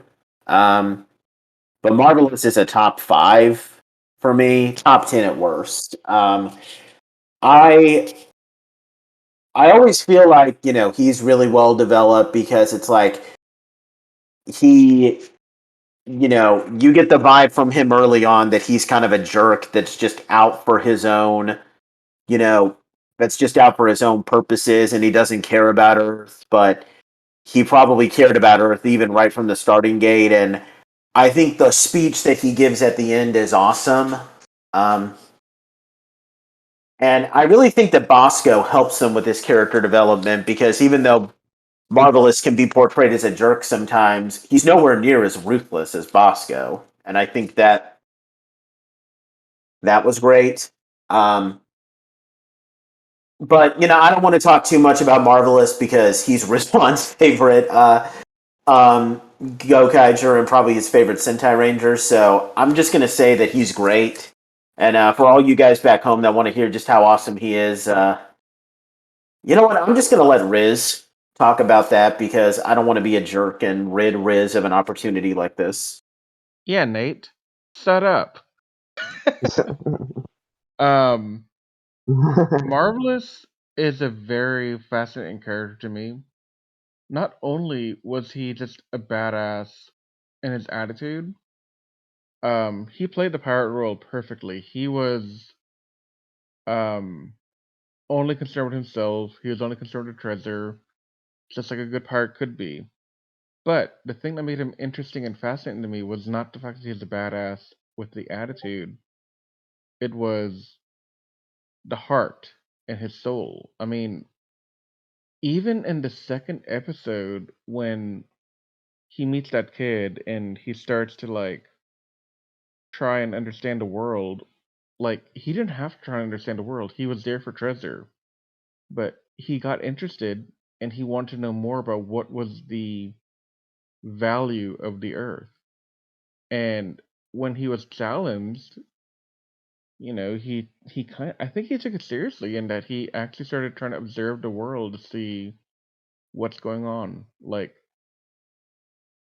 he just he made an effort and I think it paid off because, you see him and he has grown from just being this ruthless, heartless guy who wants the treasure to let's save the entire world from the Zodiac army.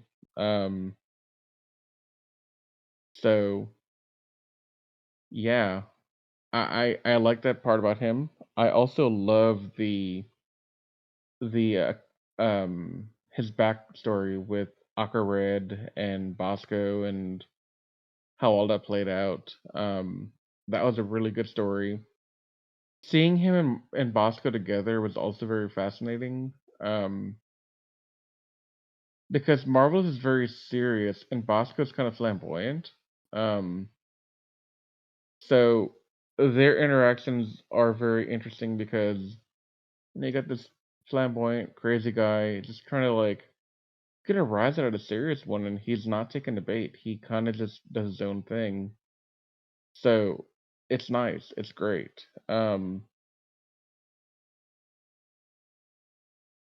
The best part about him is he saw the good in everyone that he brought into the group. Doc was by no means a great pirate. He was a repairman, mechanic guy, and Marvel saw the value in him and said, "Hey, look, you're a pirate now. Come join us." And he did, and he never once got frustrated at Doc. He never once got frustrated at Ahim for being a princess with no formal combat training. He worked with her, he trained her, he let her grow and become her own person within the crew. And it takes a very special kind of man, I think, to tolerate Guy all throughout. Like that's a talent, all right? Because I would have I would have pulled a Jen from Time Force and been like, "Hey, so thanks for showing us that there's a sixth ranger, but hand over to Gokai Cylinder and Keys now and just get out of here. We'll figure it out ourselves. We don't need you." They could have done that, right? Like that's a possibility, but he didn't. He Yep. recognized the need for Guy and he tolerated him very well.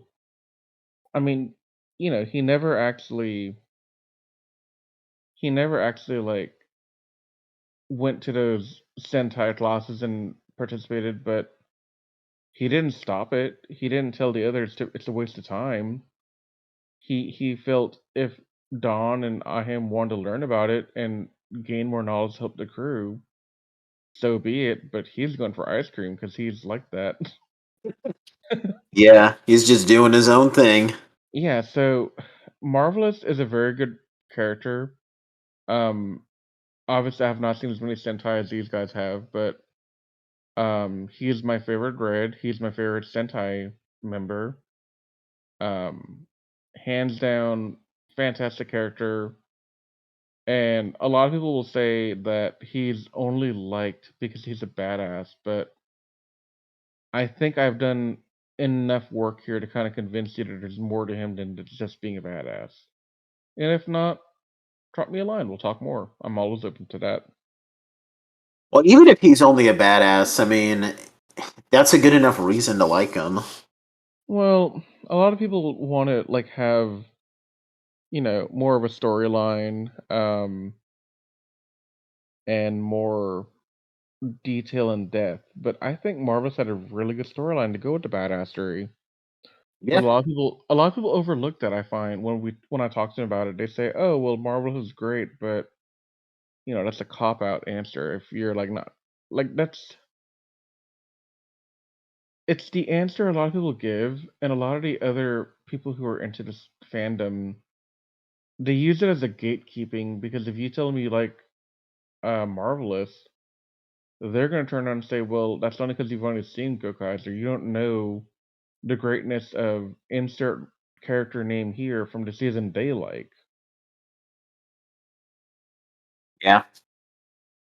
So there's a lot of interesting stuff in our fandom about Marvelous and all, but I think when you really look at it, it's merited. He has good merit to be a favorite for many people. Hmm. So those are my thoughts, Nate. I'm not going to go any further, because if I do, we could be here until literally 6 o'clock in the morning. So please take it from me. Anthony, you want to give your 2 cents on Marvelous? Oh, he's just a badass through and through. You can't really say too many Red Rangers literally will literally stab their own toe along with another another villain's foot just to do they'll stay still Hmm. just for you Okay, to that hit was them. a complete badass move right there. Marvelous has even more respect. Yeah. So moving on to Joe. Um, so I established this early on in the review. Joe is my favorite Gokaiger. Um, I I love his and I think the big thing that I love about Joe, so his backstory is fine. It's a typical backstory. He lost a friend of his, and he wants to get his friend back and save his soul. But I think I can never quite guess why. Okay, when I was originally watching it, I liked his serious and um his serious and cold demeanor, but being like a swordsman. I thought that was cool. Um, but uh, I think, looking at it now, like 10 years later, I think the big thing I love about him is that there's a lot of subtlety, I think, with his character. Like, I don't like, first of all, I think, Yuki Yamada, who plays Joe, is probably the best actor out of the group. Um, just, which I think is telling, considering how of the Gokaigers, the only one that my girlfriend from Japan recognized was the guy who played Joe. He's not super big, but he has been in a couple of things, and he also works really closely with Ryo Yoshizawa, who he became good friends with when he was with Gokaiger, because Gokaiger would film alongside Kamen Rider Forze, and Yoshizawa was Ryusei Kamen Rider Meteor, and he's apparently really big in Japan now. So, of course, him being associated with a big actor, really helps him. And the reason why I bring up his acting is because I feel like there's a lot of subtlety in his character, where when you look at him just on the surface, he looks like this guy that just doesn't care. Like he rarely smiles. He doesn't compliment people. But I always got the feeling that, like, in general, he's like a serious guy who doesn't like to show his emotions, but he cares about his Gokaigers. to the point where he kind of looks at them all like bodyguards. Like, there's a lot of episodes like where he's fighting alongside Dawn, and Dawn is kind of like, I remember one particular moment where he and Dawn are battling some of Bosco's Ranger Key clones, and there's a point where Dawn like falls back, and he's like getting cornered, and Joe is all like, "Oh my god, looks like I got to go save Dawn again," but he still does it, and he tries to help Dawn. I feel like overall he has this personality where he doesn't really talk. Like, he's not going to tell you that he loves you, but he does, and he's going to protect you. He's a man of action and not of words, and Right. that's what I like about him. I feel like he's probably a really good friend that you want to have, because he's going to show you, not in his words but his actions, that he cares about you. Um, I feel like he has a little bit of I love the I feel like he has strong relationships with Dawn, and probably Luca. Although, like I said, I'm kind of a shipper between him and I am, because I don't know, just the idea of like a princess being falling in love with the swordsman that's supposed to protect her. I mean, isn't there just something kind of poetic about that? I don't care if you guys disagree with me. Um, but uh, but yeah, he's not No, my favorite. Yeah, he's not my favorite blue Sentai Ranger. Like I said, that's Time Blue. He's number two though, and it's very close. I'm still a huge fan of Joe. Uh, you guys want to give your 2 cents on him though? Go for it, Anthony. let me go first. Yeah. Um, I really do like him. I like the quiet, cool demeanor type characters.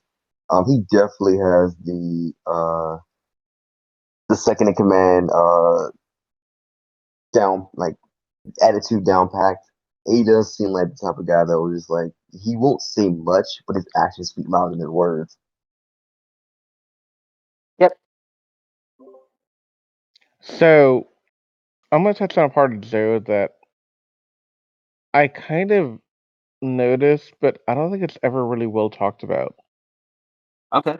So Joe is on the surface very quiet, reserved, stoic, like you guys mentioned. But when you really get down to it, he's kind of a jokester on some levels. Like he trolls Guy a lot. Not like, haha, here's a meme, but he's sarcastic in a fun, nurturing, friendly way. He doesn't outright like insult you, but he'll make a sarcastic comment like, "Oh, well, look over there" or something. Like nothing overt, but still, he has that personality, and I think that has to feed in with he's comfortable with the Gokaiser, so he feels like he can joke with them a little bit, but it's not like he, is outwardly trying to joke, but he'll do stuff his own way. Um, and the other thing is, he does love very fiercely. I mean, he literally told Marvelous and Guy in the last episode, "Go handle the Emperor. There's a rare chance you get to follow your dream and take him out. We'll hold on the fort here." Like, he acknowledged the fact that his teammates had a thing, like their own dream, and he wanted to make sure it happened. Even when he met Marvelous, he said, "Look, I'm here to be your swordsman now. I'm gonna help you get what you're looking for in your dream because I owe you my life." And he kept his word to the end, even after. Like, he always like was loyal to Marvelous without a fault. And that loyalty is really amazing to me. Hmm. Mhm. So yeah.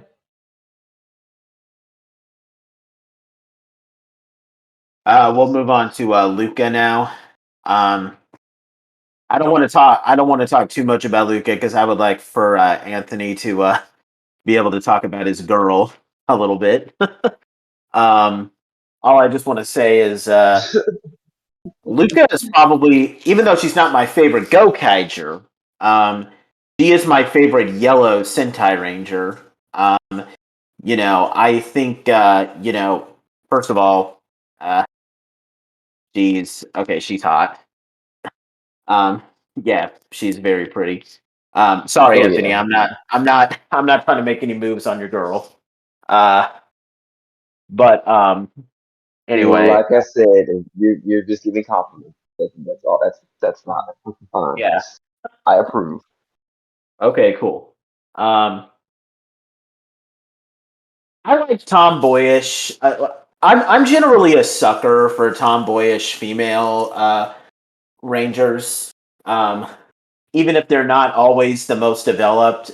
Now, honestly, there's times where I kind of prefer the tomboy to be pink, just because I think that's a little bit more interesting. Because pink is like considered the most feminine color, so to have like the person with the most feminine color exhibit traits that aren't usually considered feminine is always funny. That's why Boken Pink is my favorite Pink Sentai Ranger. But I'm still fine with Luca. I think that she, you know, I just think she's awesome and a badass, and I don't want to give any more spoilers. Spoilers to what Anthony might say. So I'm just gonna say that I'm a sucker for tomboyish and more masculine, uh, female Sentai Rangers, and that's all I'm gonna say. So go ahead, Anthony. Well, as you already know, yeah, she's my favorite, obviously. Just the fact that she like just is very like she doesn't hold anything back. Like she'll tell you exactly how you are about yourself without even like caring about how you feel personality wise. You piss her off, she will definitely get on you. But she's also sweet too. She has a sensitive side that like she kind of hides it at times. And but like I said, she isn't as quiet as Joe is, but she's also kind of like snarky with her attitude, but she also has like a good heart, and her actions do speak a lot more than when she like actually is saying. Like she'll talk a whole bunch of junk to you, but at the same time she'll like help you out still. Yeah, I agree with that.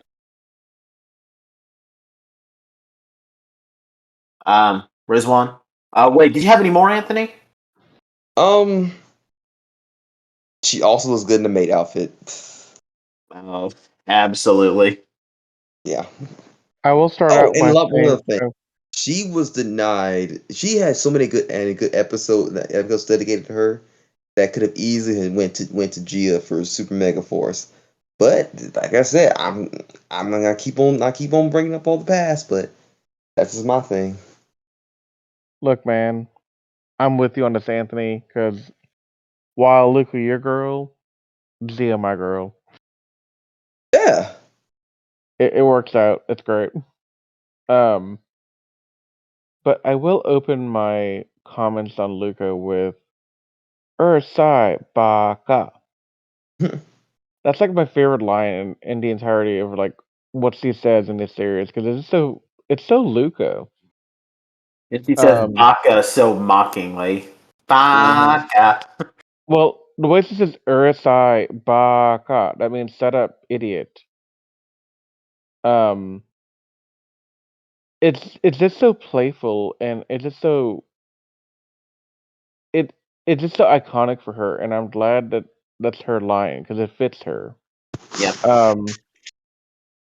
Because like Anthony said, she don't take crap from anyone, and on the surface, she seems like a greedy, scheming person, but as you see her character, especially when her childhood friend comes out and they meet and you see more about her sister and the struggles of their planet and where she ended up, you start to feel for the girl. Like she's had a rough time and she's just trying to make ends meet and she found Marvelous and she found a way to be a freedom fighter against Zaniak and hell, she's a in the eyes of the universe, and her people, she's a war hero now, and that's not something a greedy, selfish person who's after money only would do.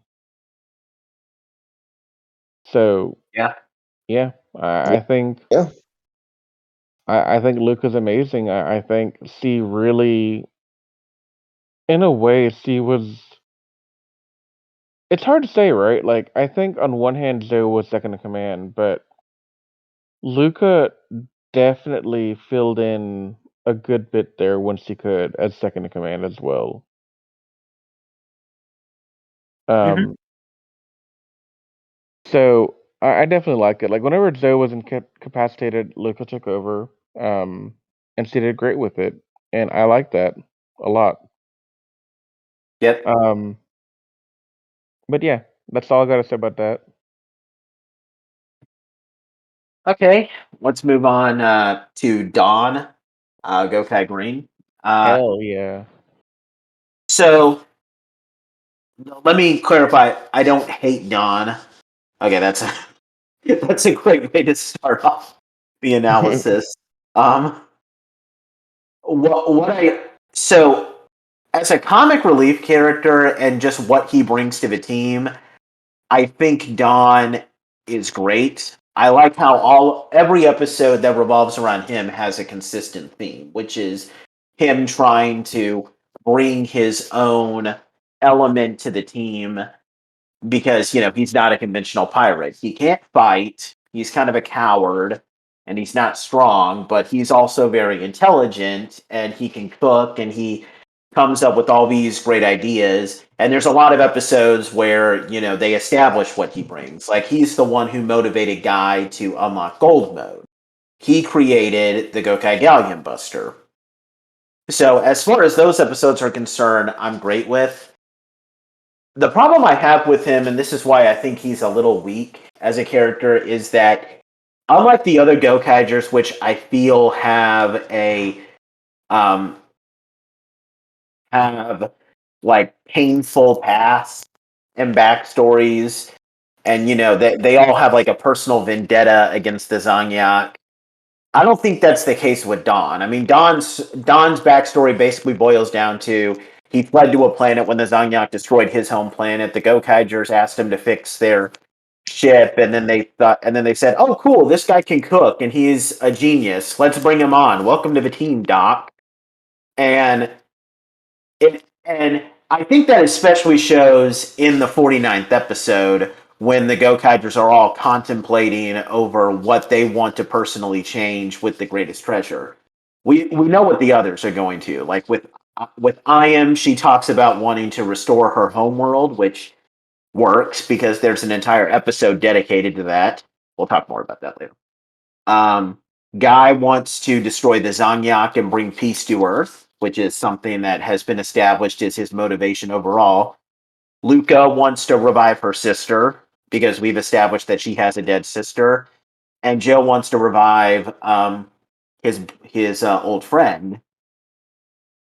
Don's desire is that he wants to restore his homeworld, and okay, I get from like a character perspective why he would want that, but I don't think they really established much that Don struggles. I don't even think that he looked, from the looks of things, he didn't even look particularly miserable or like he had a motivation to fight. And I get that's part of his character. Don't get me wrong. Um, when he was recruited by the Gokaigers. So I really don't know. I don't know how to rate him. I think, like, on one hand, I think he does a good, I think they do a good job at, like, developing him as someone who uses more unconventional methods to fight. But on the other hand, with all these other Gokaigers who have, like, their dreams and, like, their own personal desires, like, Marvelous wants to get the great treasure. Joe is helping him. Luca wants to, get something that'll make her enough money to where she can buy a planet and make it a safe haven for people. And Iam wants to be a symbol for, everyone who fled her home planet to be like a symbol of like her fighting against the Zangyak. And Guy wants to stop the Zangyak. What is Don's dream? That seems to be something that I don't really understand with that. So again, he's great. I think he has moments where he can be funny, unintentionally, of course. I love his focus episodes, but I feel like he kind of what makes him the weakest is that they don't really is that with all these other Gokaigers that have a consistent dream, I don't think they establish that well or even at all with Don, quite frankly. If that makes sense. Yeah.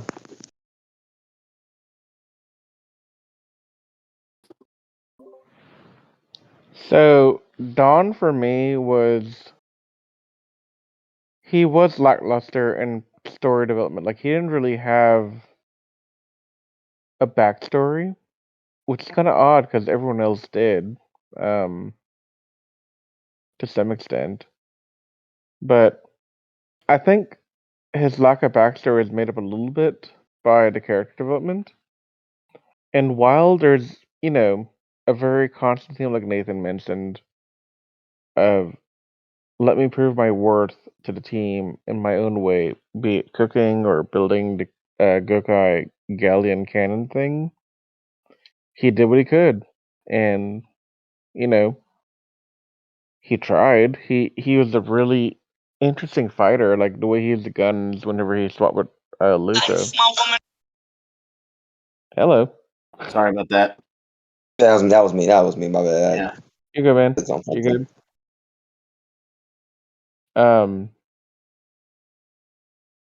So yeah, like Don was very lackluster in the fact that he didn't really get a chance to really explore who he was and where he came from. And yeah, I agree, Nate. That was a really kind of weak answer of I want to restore my homeworld. Like I get your homeworld is destroyed, but like give me more on that, like what happened? What are your people? Who did you lose? Did you lose your mom? Did you lose your brother? Did you lose a wife? I don't know. Yeah. No one does. What did you think, Anthony? Okay, I'm not gonna lie to y'all. He was not my favorite when I first watched the beginning episodes of him. He kind of got my nerves a little bit. Always like hiding behind Luca, always like appropriately like touching her, like bro, like when if you constantly get hit by somebody that you tell them not to touch you, don't touch them. I've noticed that the entirety of watching freaking Gokaiger, like he would love to put hands on people, like when he's like nervous or whatever. Like, don't do that. Yeah, hey, Don, keep your hands off Anthony's girl. Right. But after a while, he kind of did grow on me a little bit, especially the whole like, you know, even though the story of him being like the fake um hero thing, when that happened, he actually like live up to his like to what he set out to be. It was a hero, and he did save Marvelous. He was sure it was crazy and unconventional, but he did it. He did it on his own. Well, yeah, I mean, that was a great focus episode, but overall, I mean, like like I said, the Go-Kайтers all have a theme going here with like their dreams. Hmm. The other five do. What's Don's? That's just a problem when that seems to be like a very consistent theme with the Go-Kaigers. If you know what I mean.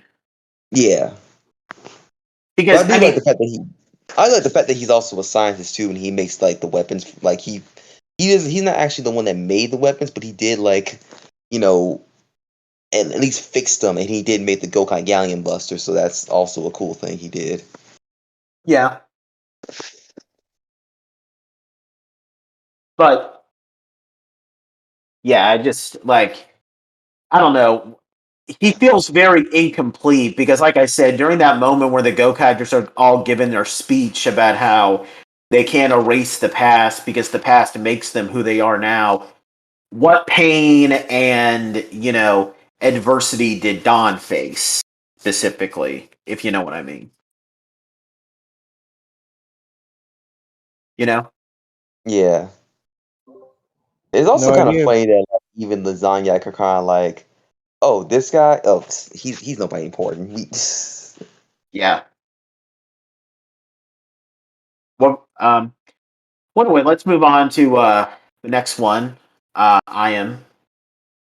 Um, I am, in my opinion, is an example of a character where she's, I don't like, she's she's the weakest of the Gokaigers until she isn't. We pointed out how in the first 10 episodes she doesn't get a focus episode. And it really seems like they're not going to focus on her that much. And then in the middle of the series, they're giving her all these episodes. So, like I'm saying, I mean, she was the weakest character until she wasn't. Um, Hmm. you know, uh, we get a couple of episodes showing how, even though she's very feminine, she's not someone to be messed with. The Abba Ranger tribute episode, like I said, is great with how she single-handedly takes down that monster. uh, I love the episode where we find out about her backstory and her motivation to be a pirate. Pardon me, I'm sorry. If I'm going to be honest, I think that's the strongest motivation out of all five, out of all six of the Gokaigers. I obviously the others make sense, but I think that I am is has the strongest motivation, and I would argue that she's the bravest because at least with the other Gokaigers, they had something to bring to the table from the starting gate. Like, Margulis is a pirate. He's done all his stuff with Dr. Red already. Joe is a trained swordsman. Luca is a thief, so she knows how to break into stuff and everything. And Don's a genius. I has spent her whole life being pampered and being spoiled. Although, funnily enough, you can tell from that she uh, always wanted to know about the lives of everyday people. So she wasn't selfish by any means, because they established in the Mega Ranger episode that she always wanted to know what everyday people lived like. Um, Hmm. she knows that she can't fight. She knows that she's unable to contribute to anything early on, but she doesn't care. Her whole thing is these people destroyed my home world, and maybe I don't know how to fight now, but I can learn. I want to be a pirate. I want to give the middle finger to these people who destroyed my home world, and I want to, send a message to everyone that anyone can fight back against the Zangyak if they're brave enough. And yeah, I think the fact that she had no skills prior to that like it's easy for Marvelous Joe and Luca to say screw the Zanyak because they have skills that they can use against the Zanyak already. She doesn't, and she doesn't care, and she wants to oppose them. You can disagree with me, but I think that makes her the bravest Gokaiger ever, and she is awesome. Definitely a top 5 pink Sentai Ranger. The more I think about it, not my favorite, um, but she is in the top 5, and I honestly can't believe that I like it. I actually appreciate her character a lot more than I did back when I was originally watching this. And I apologize if maybe I took too deep a look into her before you guys give your 2 cents, but yeah, that's just touching. Like she is a motivating character. So um I am has definitely accomplished her mission, if you know what I mean. So Ahim is all the things you said. And I'm gonna keep my thoughts kind of brief because you basically said everything. But I just love her character. She starts off as a dainty little princess who we kind of honestly we all probably wrote her off as like, she's a princess, she can't fight, she's not really gonna be that interesting.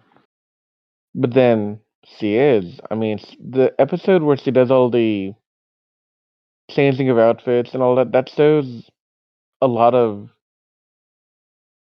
uh strength. Like Nathan said, she's very courageous as a Gokaiger.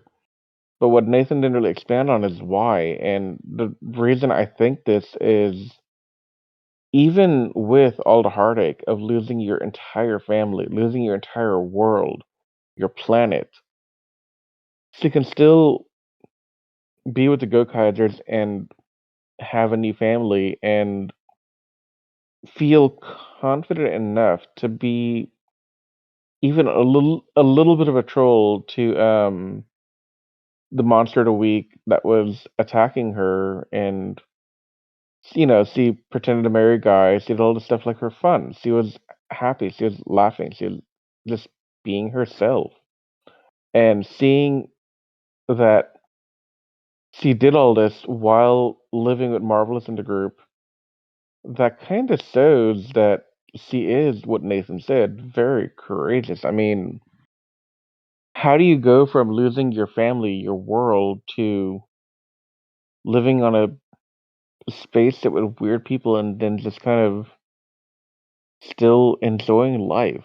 That's a huge thing. And yeah, I gotta agree, Nate. She's a top pink Sentai Ranger. I mean, I can't say that she'll be top one because I haven't seen enough of them to know like where she'd fall. But as of now, yeah, she's definitely top tier at the very least. And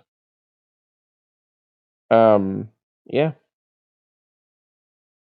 Yep. You got anything to add, Anthony? You guys pretty much said all need to be said already. all right, on to Goka Silver. All right, let's wrap up the Gokaiger characters with Guy. Um, so,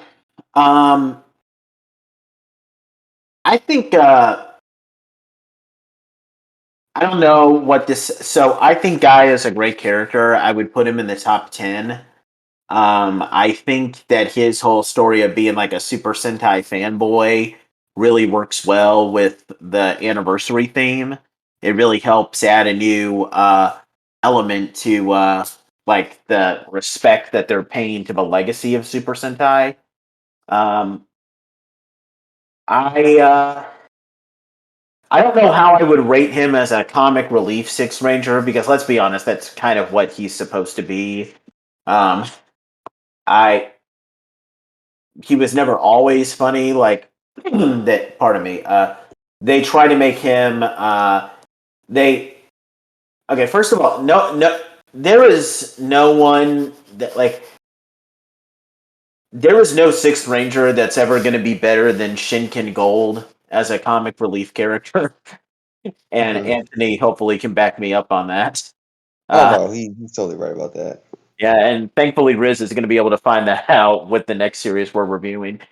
No one is ever going to be better than Shinken Gold as a comic relief Sixth Ranger, and I'm sorry. Um, I like Guy, but if I look past the comic relief character, I think he's about. There's nothing really special about him. Like he ends the series just as someone who has a little bit more self confidence in himself as a Sentai Ranger and someone who's willing to follow his own dream instead of just blindly following what the Sentai Rangers say, which we get a lot of foreshadowing in with the Ginga Man episode, and then it's brought full circle in the second to last episode. Um, I all of the focus episodes that he gets, with maybe the exception of the Time Ranger tribute episode, although that was only kind of vaguely dedicated to him, but every episode I think really feels like a natural progression for him. Like you got the episode where he's just become Gokai Silver in the Ginga Man tribute episode, and it's more of a test to see if he's confident enough to be a Sentai Ranger. You got you got your you got the Die Ranger tribute episode where he's been a Gokaiger for quite some time, and maybe he's gotten all excited about being a Gokaiger, so he now has to learn remember the true importance of being a Sentai Ranger. So I think he's good. He's not my favorite Gokaiger, and he's definitely not my favorite Sixth Ranger. I would put him in the top 10 probably. Um, I don't know. I think it's just that we have other characters that have much but I don't think he's a character that just doesn't really have to undergo that much development because he's already kind of a noble-hearted person. So yeah, I liked him. Uh, but what do you guys think of him? So you summed him up pretty well. In the beginning, I didn't like Guy.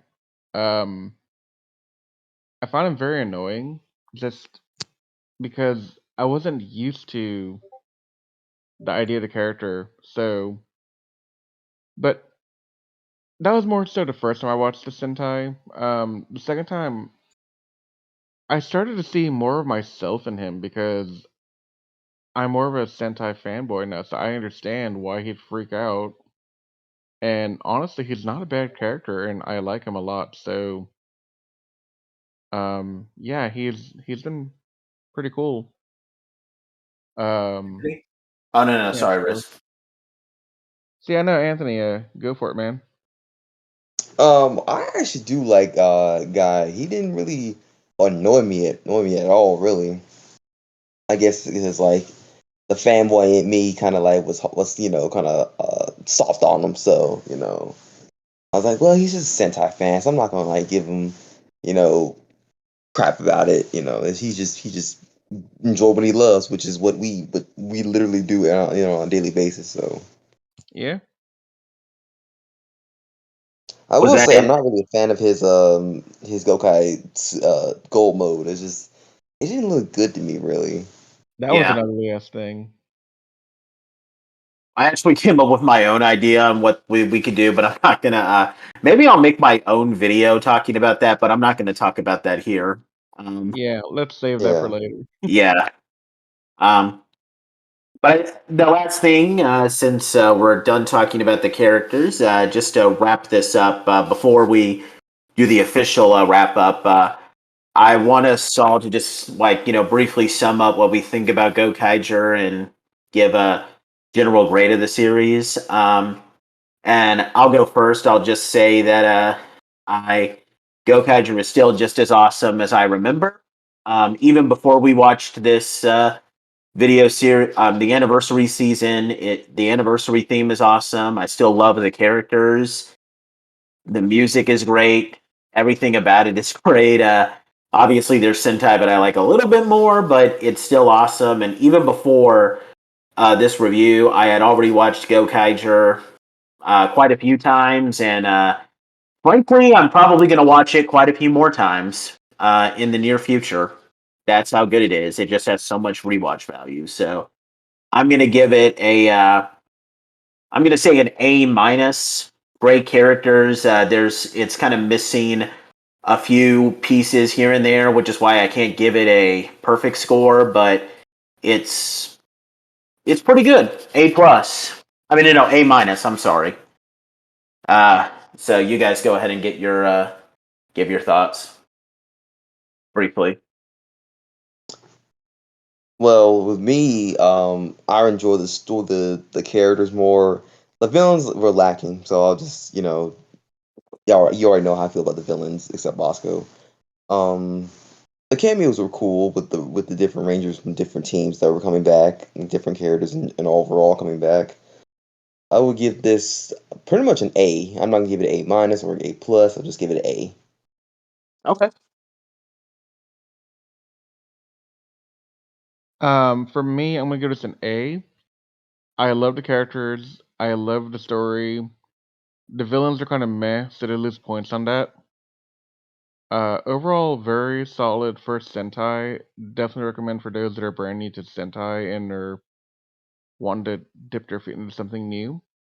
Mhm. So, yeah, definitely something worth checking out if you're a new fan. You guys got anything else you want to add? No. No, I think I'm good. Okay. Well, guys, back home, we have officially wrapped up our Gokaiger review, at least the series proper. We're not quite done with Gokaiger yet. We're going to be reviewing the Gokaiger 10 Years Later movie, which just recently dropped with subtitles. We're going to be reviewing it a little bit later this week to close out the year of 2021. We thank you all for joining us on this exciting treasure hunt here in Gokaiger. We're not done yet. We got one little detour left to make before we completely wrap it up. But after we wrap up the Gokaiger, we're going to be taking a break for the holidays, for Christmas and New Year's. After which, we're then going to come together for our next series, Samurai Sentai Shinkenger. We hope you guys will join us for that one. We're all really excited for that. And I also want to make one quick statement here that I'm very proud of all of us for managing to stick to a consistent schedule and actually get this series finished up. I think we all deserve a round of applause for that. Yeah. Yeah, I'll But agree with yeah, you. we thank you all for joining us. We hope you guys will join us for our Gokaiger 10 Years Later movie. Please be sure to like this video, subscribe to our YouTube channel if you're not already subscribed. Check us out on all our social medias, Facebook, Instagram, and Twitter. Check us out on animesecrets.org. Once again, we thank you all for so much for watching this video, and we'll see you guys in a couple of days for our final detour on this treasure hunt. But until then, we're sailing off just like the Gokaigers. So see you later, guys.